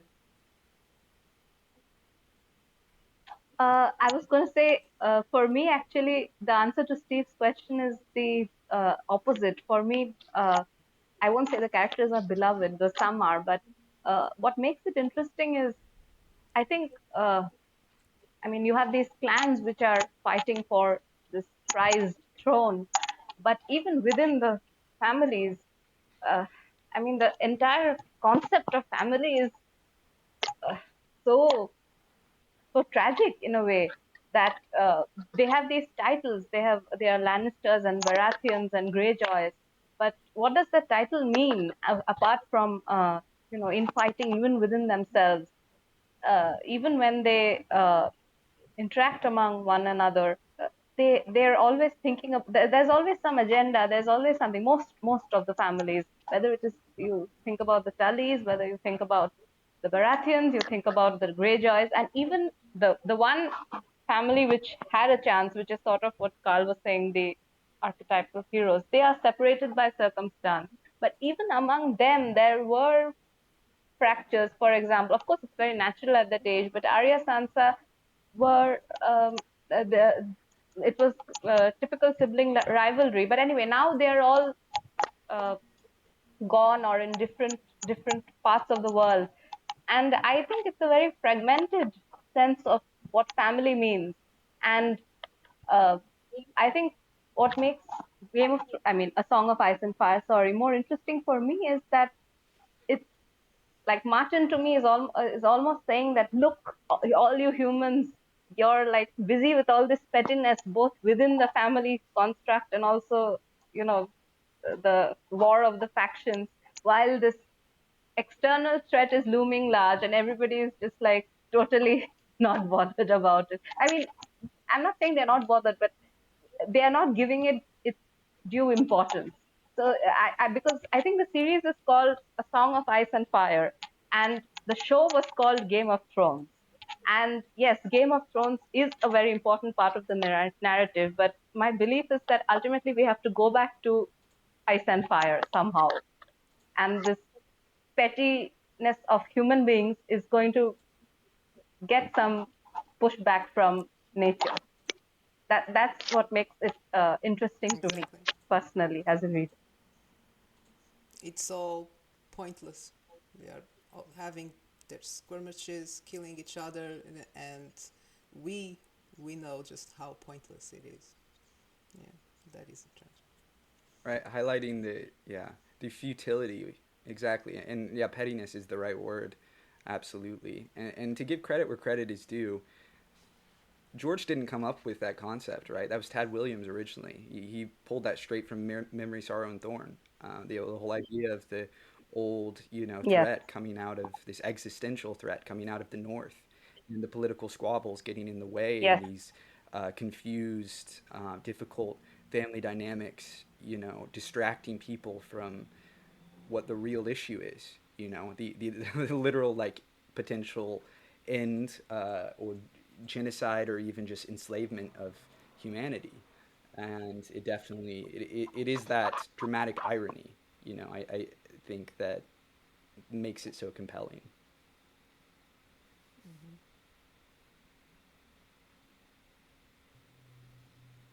Who said nihilism Um, was boring? I've got so Exactly. on that no on that note, I've got a question. So I was thinking about it in preparation for tonight. So a lot of character work out there, kind of everything, the hero's journey, and there's only five main plot threads, and a lot of books of a history is just the same story told again and again and again. in a different setting. So you've got the Jungian archetypes. So to what? I see what you're doing there. I see what you're doing there. So to what degree does grimdark flip the script on those Jungian archetypes, or does it not? Like I don't know. I'm putting the question out there. Hopefully, you're much better read people than I am, and you can shed some light. If you're talking about Jung specifically, they already have shadow archetypes, so they you could say that they're just playing different archetypes. Um, the whole idea of grimdark, and I think particularly in sort of the marketing sense of like when someone's writing a grimdark story, they're often intentionally, the barbarian is like an insane rapist or something. It's like it's kind of they are their own archetypes, absolutely. I just want to hear from my neighbor up here. Paromita? Susanna, what Oh, are it's your me. thoughts? My thoughts on grimdark. I think what is now commonly called grimdark. It's everyone is using the word to advertise their work. The but as long as it has a little bit of gore and a bad character, and there's so many grim dark, I'm putting in quotes, books out there that are not grim dark. uh, you know you can have a dark book or a book with many dark themes and scenes, and doesn't make it grim dark. Or you can have many grim scenes in the book, still doesn't make it grim dark. People are just throwing the word around. Grim dark is about nihilism. It's about uh, yeah, like you're saying before, humans at their worst.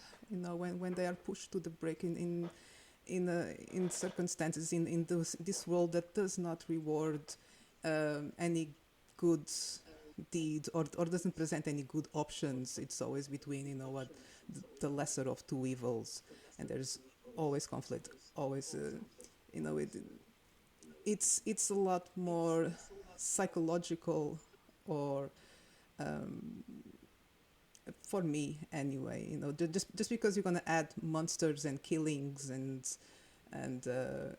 just people being awful to each other, that's not grimdark. That's just gore. It's like the we were talking about horror the other day. When it's like the yeah, torture porn. It's in book form. It doesn't I work for me.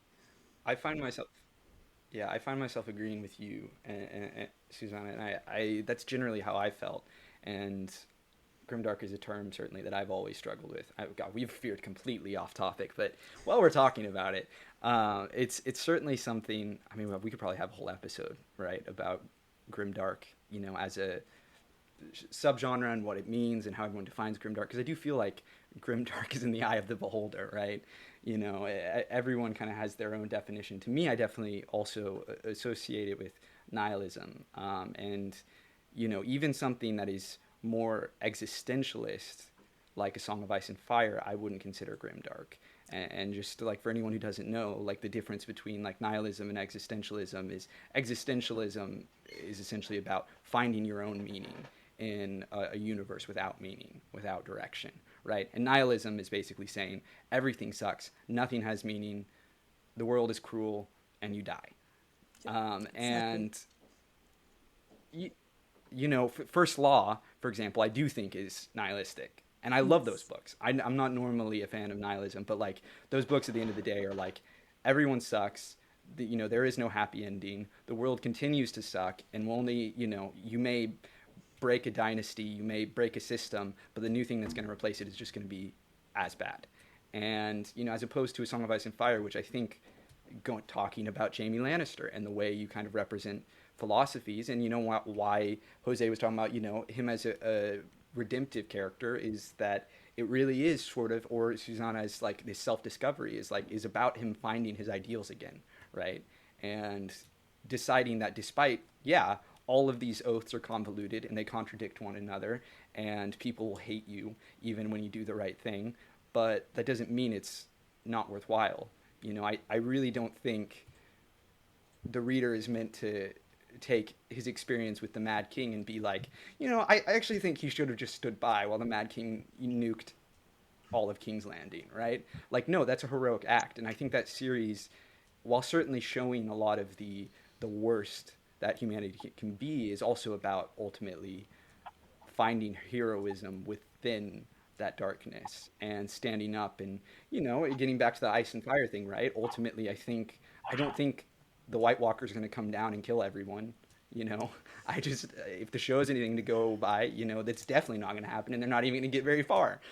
So it's I don't know. Grimdark is certainly a label that I struggle with, because I do think it's thrown around a lot, and I don't necessarily find it always the most accurate or intuitive term to describe a story. Is that nihilism or stoicism? What? Because it sounds kind of stoic to say that there's no hope. In a sense, like it. So No. I'll see what you mean. Sorry. Let's put it this way. So in the grimdark novel, you would have a lot of stoic characters. Put it that way. That one is not necessarily, but yeah. Then I think, like Steve, I only know one example because we were taught this. So, like Brutus and Julius Caesar is supposed to be stoic. That means that whether something good happens or whether something bad happens, he will be in equilibrium. His uh, rationality is independent of what events that might cause emotional turmoil within him are going on. So that is stoicism. And nihilism, I think for me, is what Carl said, that it is ceasing to care because nothing matters.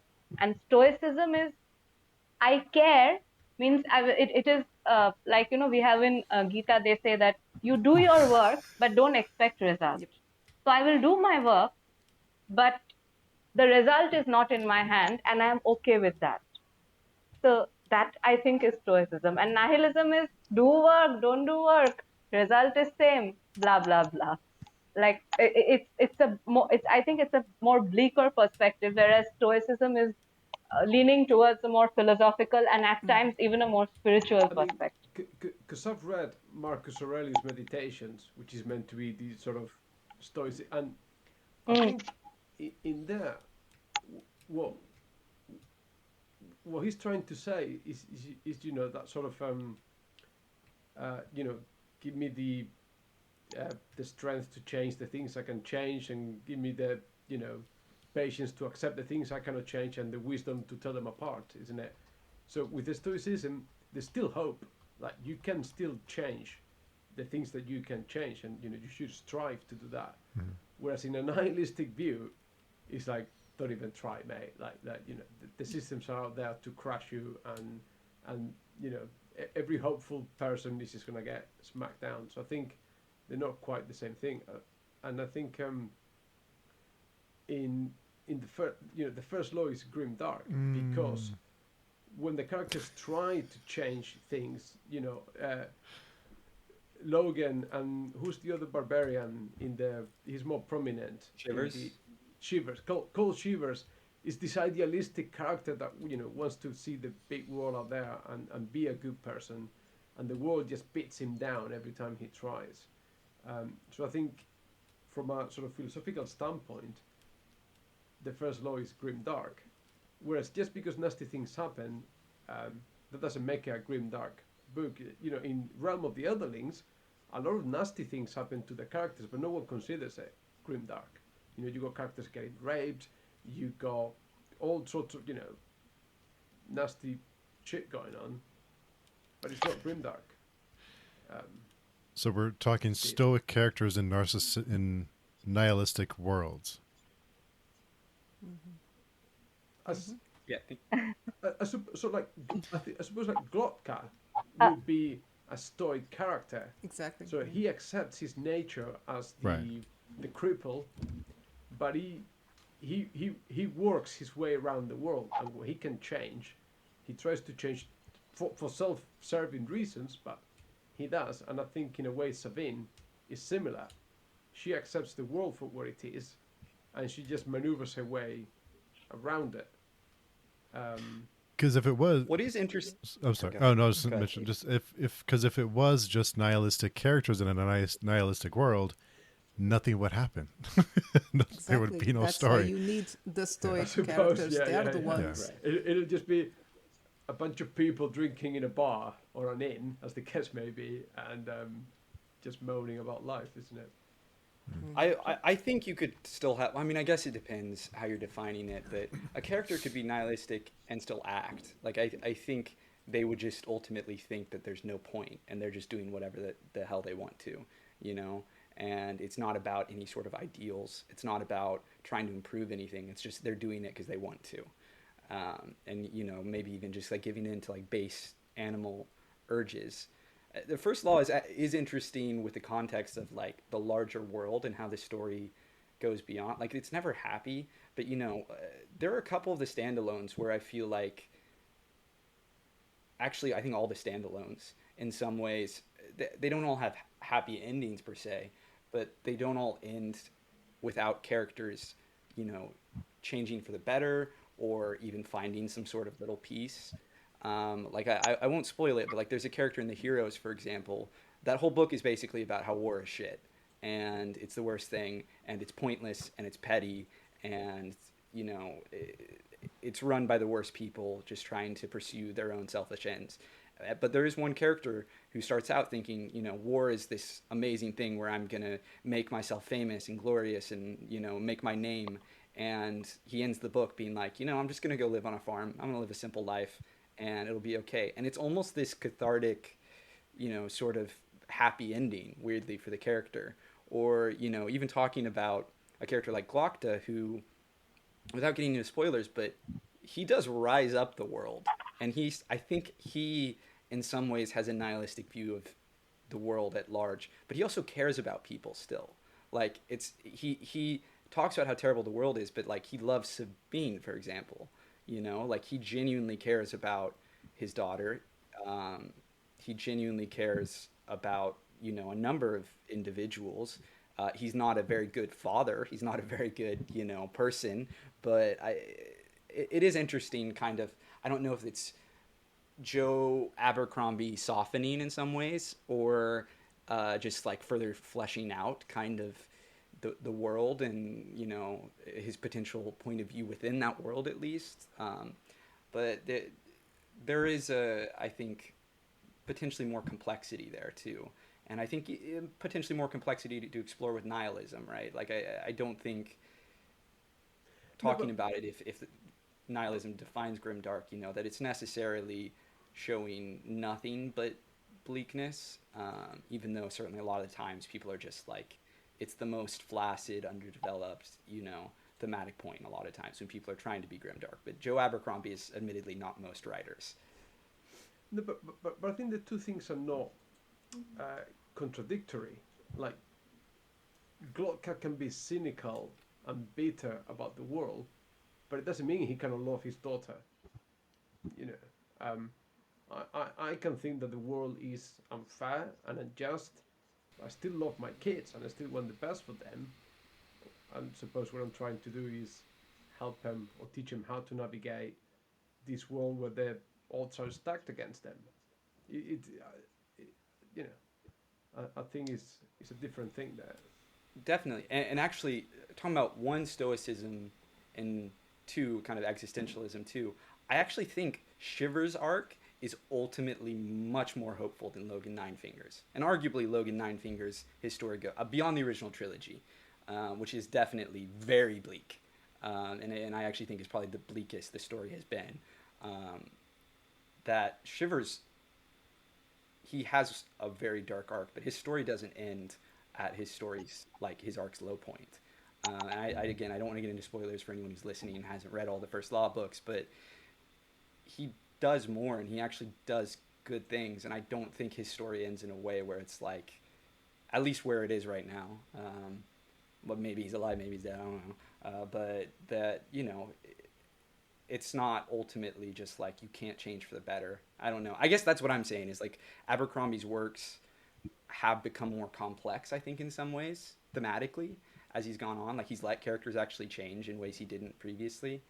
Um, so what we're talking about philosophy and how it like represents itself in the characters and the stories, and so wrapping up here, I'm curious for you as writers, as readers, what you look for, how you try to implement, characters' philosophies and potentially, larger ideas in general, right? Like we have been reading The Darkness That Comes Before, and I know it's big on Nietzschean philosophy and that heavily influences the work. And, how do you think it should be implemented? What do you try to do? What do you look for? What do you enjoy to see in the characters specifically and how they live out their philosophies? I'm going to throw it at you, Susana. Oh, I was hoping anyone go first. Um, yes, well, I do like a good dose of philosophy in my books. It's one of the things that I like the most about the Sun Eater series. Just the background, the philosophical and literary background in those books. It's something else. Um, yeah, but do I have a favorite philosophy? No, it has to fit the world or the character.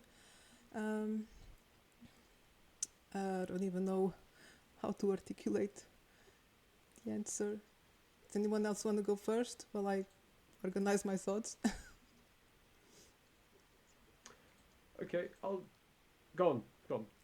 No, Uh, Parmita, go ahead. Sorry. Go ahead. No, mine is short. Philosophy, especially if it's like expository passages, it usually bores me and I zone out. Don't read my book Uh, then. Sometimes some writers do make it work, but general. Oh no, no, No, but I really like Sun Eater, but it depends on the execution. But generally, yeah, like in Dune, there is an installment, God Emperor of Dune, where I was bored out of my mind. So uh, not a huge fan, and I don't find it the most engaging as a reader. Some people can do it very well, like Dostoevsky, but generally, it's a struggle. Jose, what were you going to say? Uh, I think it depends on how it's done. I mean, famously, Ayn Rand's books, Atlas Shrugged and The Fountainhead, are very heavy on her selfish objectivism. But I really enjoyed those books, and I'm someone that doesn't really mind about an author telling me their philosophy. I might like her or not like her, I might agree or disagree. I don't mind it. But so like the way it's done in, like I said, in Ayn Rand's case, it's done fairly subtly through the actions and the thoughts of her characters, and I'm okay with that. I So you suppose think in her it's like case, it's a very good example. Yeah. it's about the actions, really. Mhm. yeah, yeah, it's like the characters act a certain way, and obviously she's sort of preaching because they end up coming, you know, top on those books, and she's got an agenda there, but I Mhm. think it's very well executed. And in a way, I want to say it's not preachy. It's like she's presenting the the story or the characters or the facts, whatever you want to call it, and it works well. Um, but again, I think in fantasy, it's a lot more esoterical. Perhaps it's not so applicable to your day-to-day life. It has to be Yeah, more they certainly, psychological. yeah, esoteric is a good word, and they're very. I think fantasy a lot of times tries to tackle like very big ideas. I mean, not that like other perhaps more grounded works don't, but like I'm like something as broad as nihilism, right? For example, or existentialism, or something. Just like basic, deeply about fundamental human nature, for example. And I do agree that it sometimes isn't always as applicable in or immediately relatable in day-to-day life. As someone who loves God Emperor, I'll admit I love when characters just start again, like navel gazing, waxing poetic. I'm here for it. I mean, there's ways to do it better than others. Like if they're saying the most like, bland, like fourth grade sort of ideas, then yeah, like that's not gonna interest me.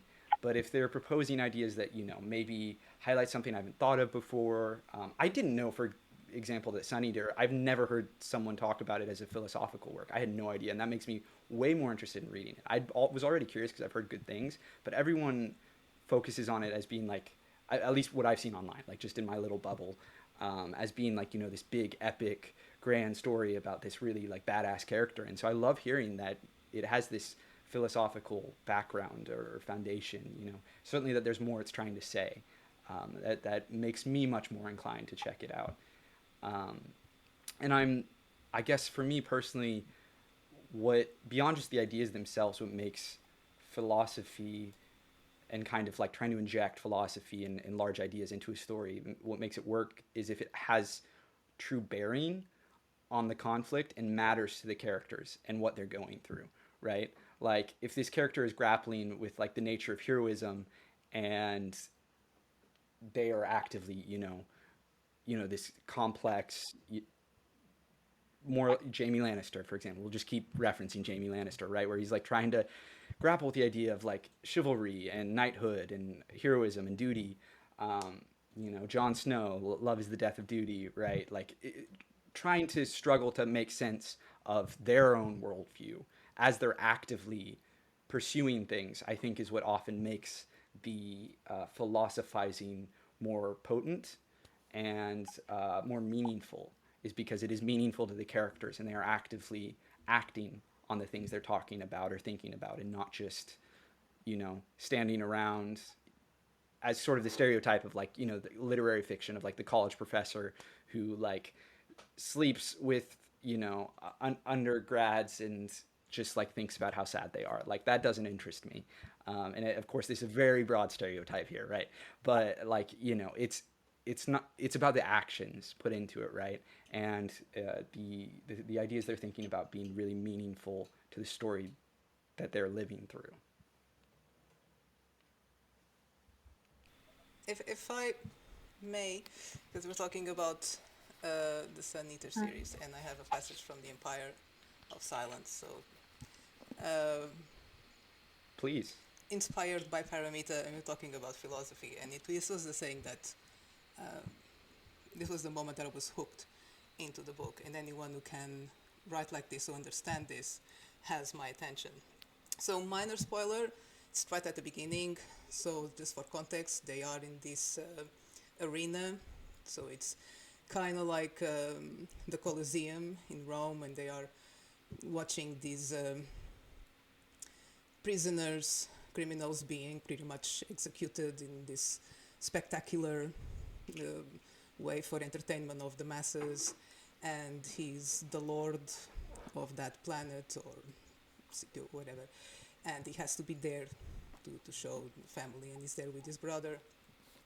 Anyway, so from here, so beauty, the poet wrote, is truth. Truth, beauty. It was wrong. They are not the same. There was no beauty in that arena, but there was truth. There, while men shouted and died on a killing floor, executed for the diversion of 70,000 spectators, I saw it. Or heard it, rather.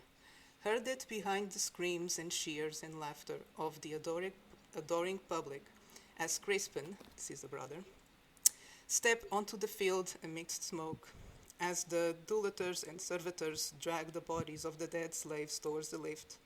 A silence, a profound, echoing quiet. Not the quiet in the ears, but in the mind. The crowd, for it was a singular being, was shouting to drown out the loud silence in their souls. I heard it, but I did not understand what it was, what it meant. Buttoning my jacket, I turned, crossed to the door, and left the box. I needed air. All at once I found I could stand to watch the tableau no longer. It was not my world, not a thing I wished to inherit along with the rest. The peasants cheered as I left the box, cheered for Crispin. He was welcome to it.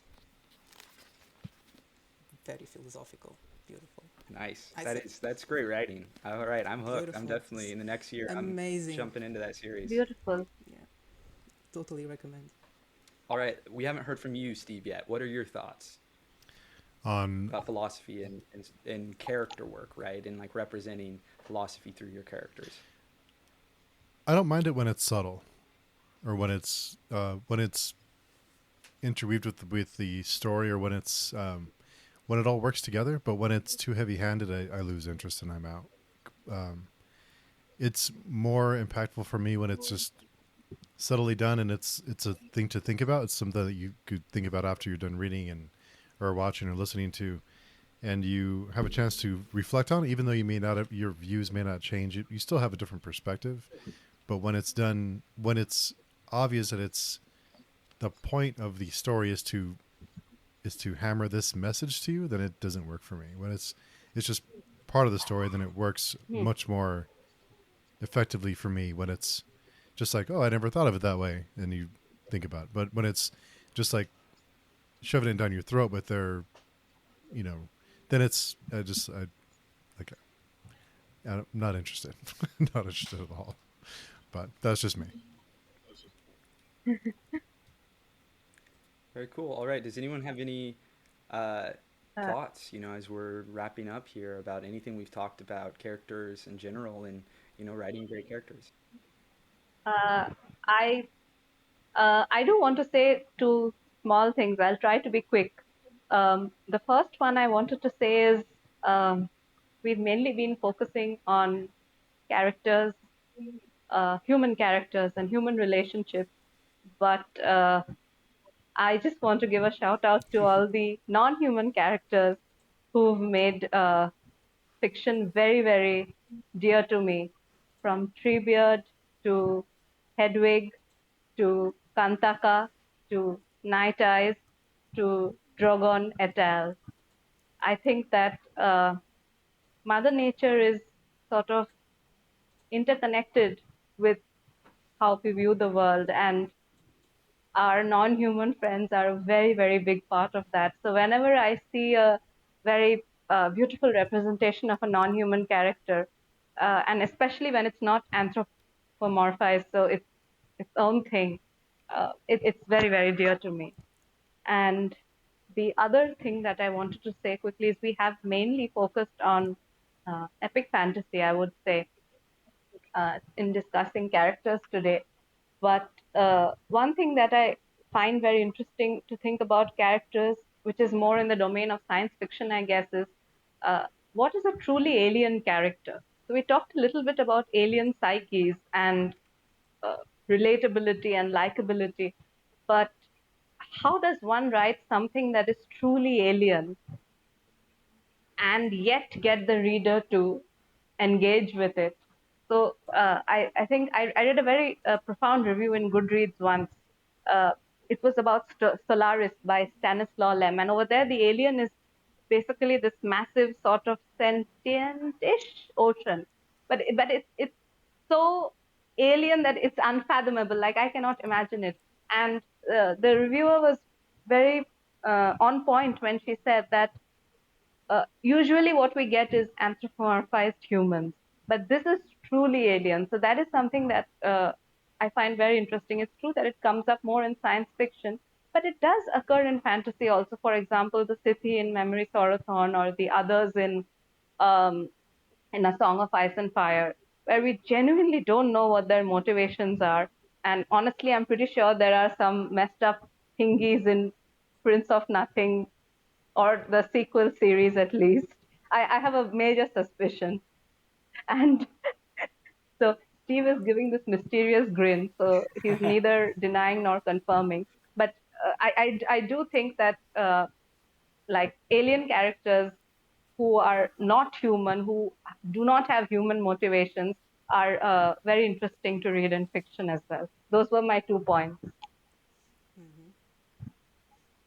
I And I it's really agree, hard. and it is really hard, right? I actually think bringing it back around to nihilism, I don't think that's something that often is written well when it is, because I think people are inherently like, if I'm going to take a stand, I think I can't imagine a human being can actually be nihilistic. I think on paper they can say they think the world is meaningless, but we're constantly trying to make meaning of our day-to-day lives, and the experiences we go through. Our brains are wired such that we're pattern-seeking creatures, right? And when you're seeking patterns, you're trying to make meaning out of the world. I mean, religion, that's what it is, right? Regardless of what you believe, it is this attempt to understand why the universe is the way it is, why I am the way I am, why the people we know are the way they are. And so I think, yeah, it is really hard to write something truly alien, that has values that are just impossible for us to understand. And I think nihilism is one of those things that I struggle to see truly human representations. Again, like someone who can maybe espouse the ideas, but like to actually live them, I think it would just be next to impossible. That's why it has Also, to shout be out to the Animal the Companion. world, the dynamic itself. The world doesn't change. It I doesn't agree. matter what you I do. agree. But the characters still need to have that little bit of hope, to have the drive. Otherwise, there will be no story, there will be no plot. But it is the world where they are, that it's just constant war or conflict or famine or whatever it is. You can make it a little bit better for a little bit, for a while, for someone you love, briefly, and then it goes back being what it always was. I think it's more that feeling being Totally agree there. in that environment, not so much about the character themselves. You can have very optimistic and sunny characters in Grimdark Worlds. For example, Orso, it was all good intentions and look what happened. It's one of my favorite characters. I cried at some point, and then I Same. immediately laughed afterwards with "How's the leg?" But I think it's one of the most brilliant Yes. moments in One fantasy. So yeah, you need one of the that. all-time You great. need that. Yeah, That's why that is Grimdark. agreed 1,000%. Jose, what are your thoughts? I think that Paramita's right, but I would say, even though I'm not loving it, I think in the Sun Eater series, Roku does a good job of portraying the Cielcing as I these didn't want to other bring it things again that because I'll Yes. sound we like a fangirl, but yeah, it's a very good job. no, but it's a very good example of the other that we like in the series. Our main character he tries to understand them. He tries and this I think we got to the point in book 4 at the end of book 4 where he's realized that it is impossible to reach some kind of understanding of the Mm-hmm. motivations, and it's all gonna end up, going to hell in a handbasket. Um, but yeah, you're right. Otherwise, in traditional fantasy, the orcs and the goblins have all the they're just been canon for the evil lord, and they're not really fleshed out. I think someone wrote a series called Orcs or the Orcs series or something like that. Um, but from what I read on the reviews, it was just like humans in Orcs King. Like it wasn't, he sort of failed Mm. to portray like the orcs from their sort of understanding of the world type thing.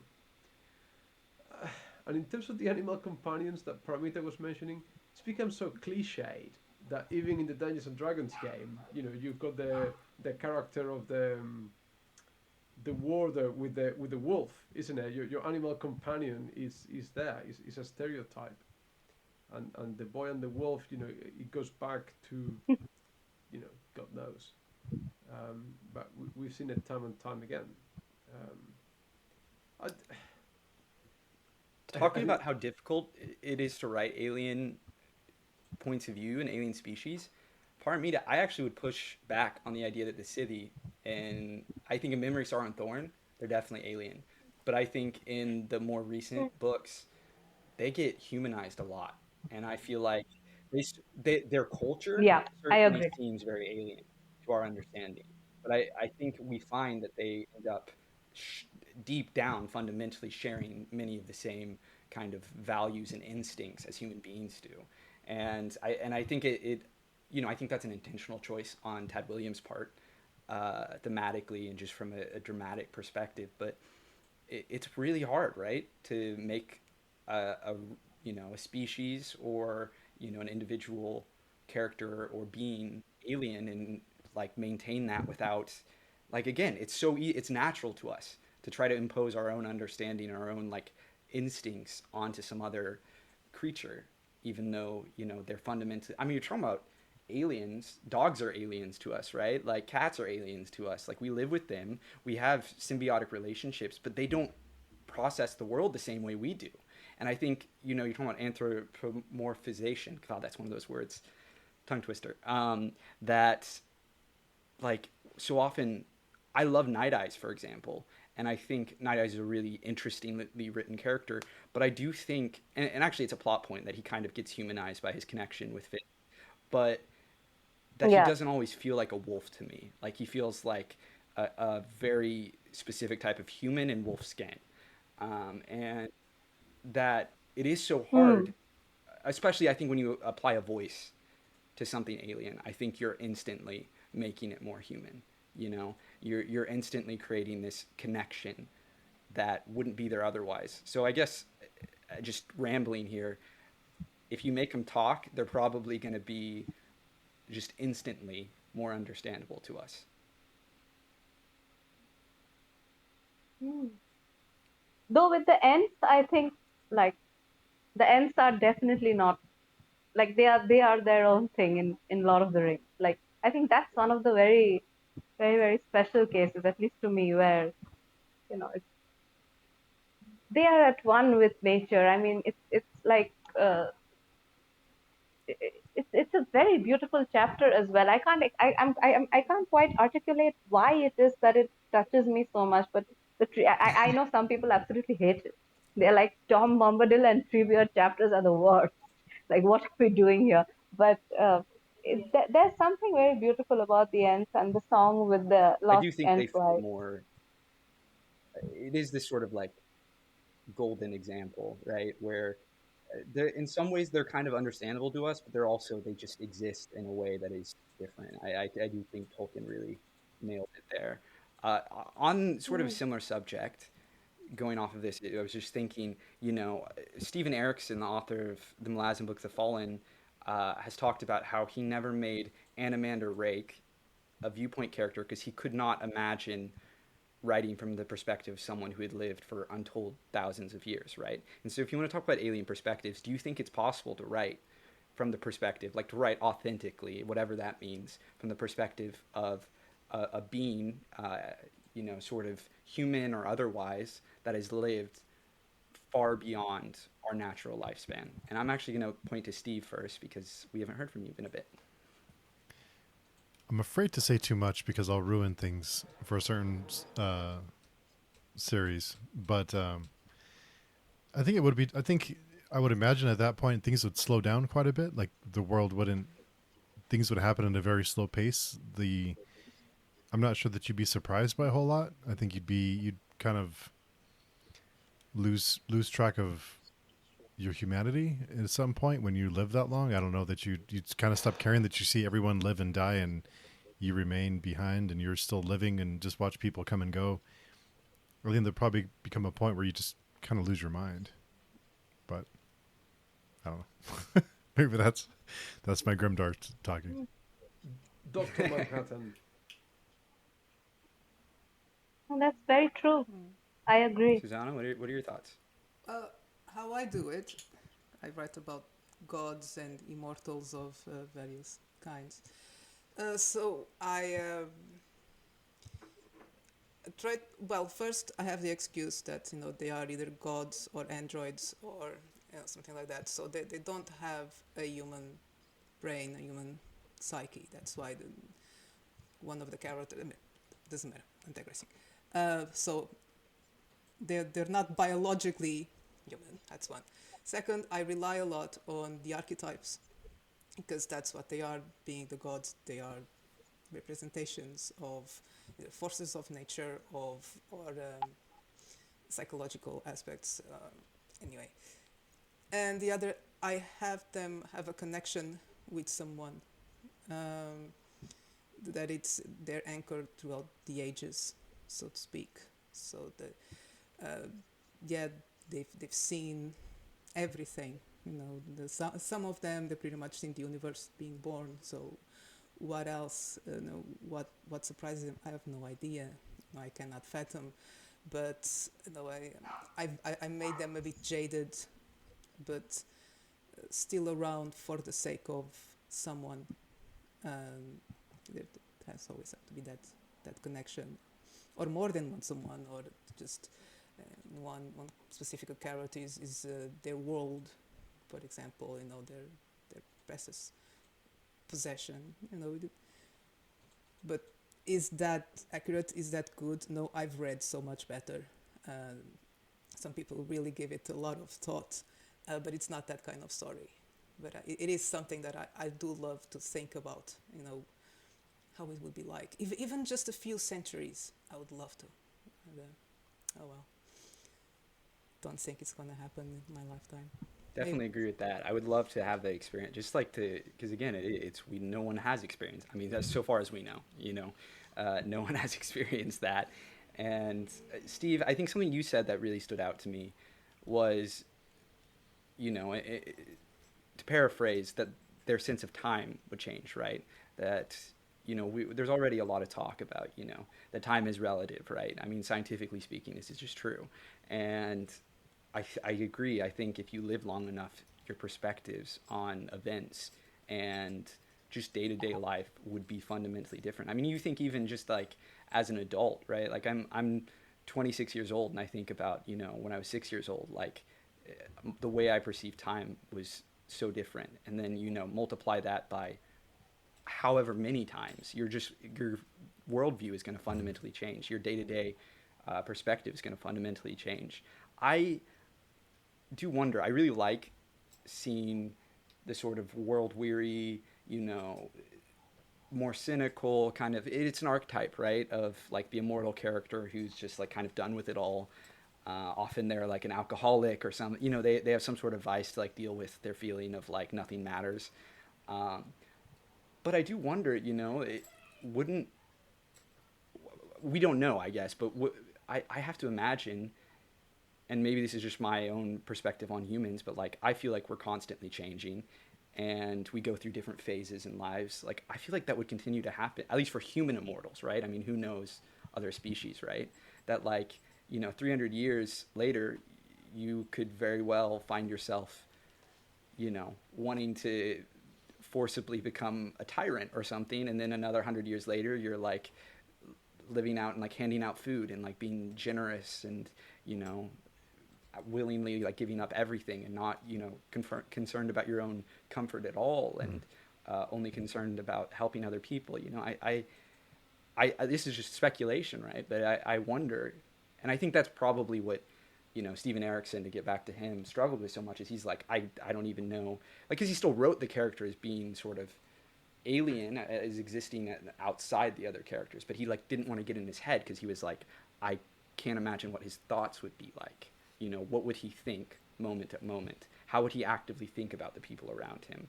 He can express opinions, but the individual emotionality he, I guess, struggled with. And I mean, similarly, I just like, I don't even know where to begin with that, right? Like, how would you actually accurately try to portray something so, from its perspective, so alien, right? Because I feel like once we're in the perspective, talking about earlier how I like was trying to make the argument that like, you let something speak and it instantly becomes more relatable in some way, that like if you're in their head, we instantly, I feel like, just by the nature of storytelling, understand it better. Like H.P. Lovecraft never wrote from Cthulhu's perspective, right? Because that takes away the mystique, right? Like because you would have to do something like to communicate. You would have to humanize them in some way. One movie that I thought of was a movie that Susanna's talked about on her channel, and we've talked about it, is Only Lovers Left Alive. I was thinking. That portrays the yeah. It's very good. Yeah. Another movie recommendation. What's it about? Vampires. Well, Nice. no, about humanity from the point of view of a couple of vampires. It's really clever. But I was thinking about another movie that no one knows about as well. I don't know if you heard of The Man from Earth. Yeah, cricket. No one knows. I need to do a little recommendation on my channel.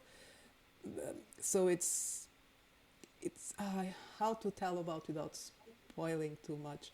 So hypothetically, no, it's a very low budget movie. It happens with a very small cast, just in one living room. Um, one of the guys is leaving, so everyone's getting together to say their goodbyes, and they start having this conversation, debating if it would be possible for someone to have lived through since the Stone Age. So for as long as like 35,000 years, how would that person be like today? How different or similar? And it's genius. It does derail a little bit towards the end, but the premise, the arguments, it's beautiful. It's just, I love that movie. If you have a chance to find it, I recommend The Man from Earth. Thank you for the recommendation. Mm-hmm. All right, any other last minute thoughts? I know we're over 2 hours here. I think that's been like, you know, I crazily shouted before, but Alan Moore in Watchmen did Dr. Manhattan fairly well. And if you're going to talk about some sort of immortal being or some eternally living character, you have to dehumanize them. Is the only way to get anywhere near what that character may feel like or be like. And Dr. Manhattan was that. But I suppose, you know, he was totally careless about the human condition and human people.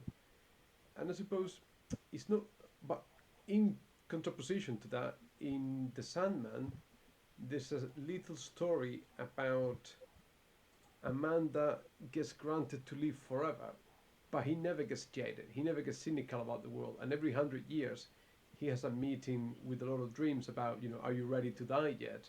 And every time he's like, no, I'm having a whale of a time. I love life. I love the world. And, you know, they sort of become friends over the centuries. So, you know, again, we just keep circling back to the whole human nature being capable of the best and the worst. Neil Gaiman and Alan Moore are definitely two writers who are very interested in that question, right? What immortality and what a fundamentally different perspective does to a being. I mean, Alan Moore did it even earlier than Watchmen and Swamp Thing, right? He's a really great writer. Paromita, any thoughts? On anything? On As we're Alan Moore? wrapping up here. No. I haven't read Watchmen, and I couldn't quite get into Sandman, but it could very well be because I was trying to read the Well, ebook on yeah, my that's a phone. bad idea. So, No, Why would you do that? yeah. I think everybody, when I posted this on the forum for people who are listening, everybody collectively screamed. You Like, only what read is Volume this? 1, right? Too. Yeah, it gets better after that. Volume 1 is by Yes, far the weakest. So yeah. Also, don't. this is a trap. This is a trap for which I It's don't fall for anymore. This is the epic fantasy science fiction trap. It gets better in book 2 and book 3. Just everyone get says through this book about 1. Sandman, though. I have never met a single person who thinks the first volume. I'm not doubting it at all, but it's I still a know. I trap. mean, it is a common. It's Yes. like the Malazan trap. 9 books in, 12,000 pages later, it'll all make sense. yeah, right. And even then, yeah. All right. Well, if no one has anything else, Steve, you want to wrap us up? Sure. We'll go around and then Salsette, tell us where people can find you. Mostly Jose's Amazing Worlds channel on YouTube. Also, forget about Instagram. And then on the page chewing.com forums, I am generally there spouting nonsense. Thank you. And Susana. You can find me pretty much everywhere, but I spend most of my time on Twitter or YouTube. My channel, Den of the Weird, or on Twitter. The handle is Chronodendron. But if you Google my name, yeah, you will find me. Don't worry. And Paromita. I can be found on the page chewing forum. You can find me on a lot of social media at Carl D. Albert, and on the Page Chewing forum. Nice. Thanks, everyone. It was great. I think Thank we can you so even have a much. part 2, and looking forward to the next topic, whatever it may be. And It's a so huge topic. You need to divide. So yeah, it's huge. very big. Yeah, we Looking can have a forward part to 2. it. Yeah. Thank you And so much for supposedly- letting me join. This was really fun. We stayed relatively on topic today. Pretty good. Thank you. I thought we'd veer off eventually, but yeah, pretty good. I'm impressed. I'm impressed. I love the different viewpoints too. That was really fun. Yeah, we'll have to explore that next time. But awesome. Hope everyone has a great Friday and has a great weekend. We'll talk soon.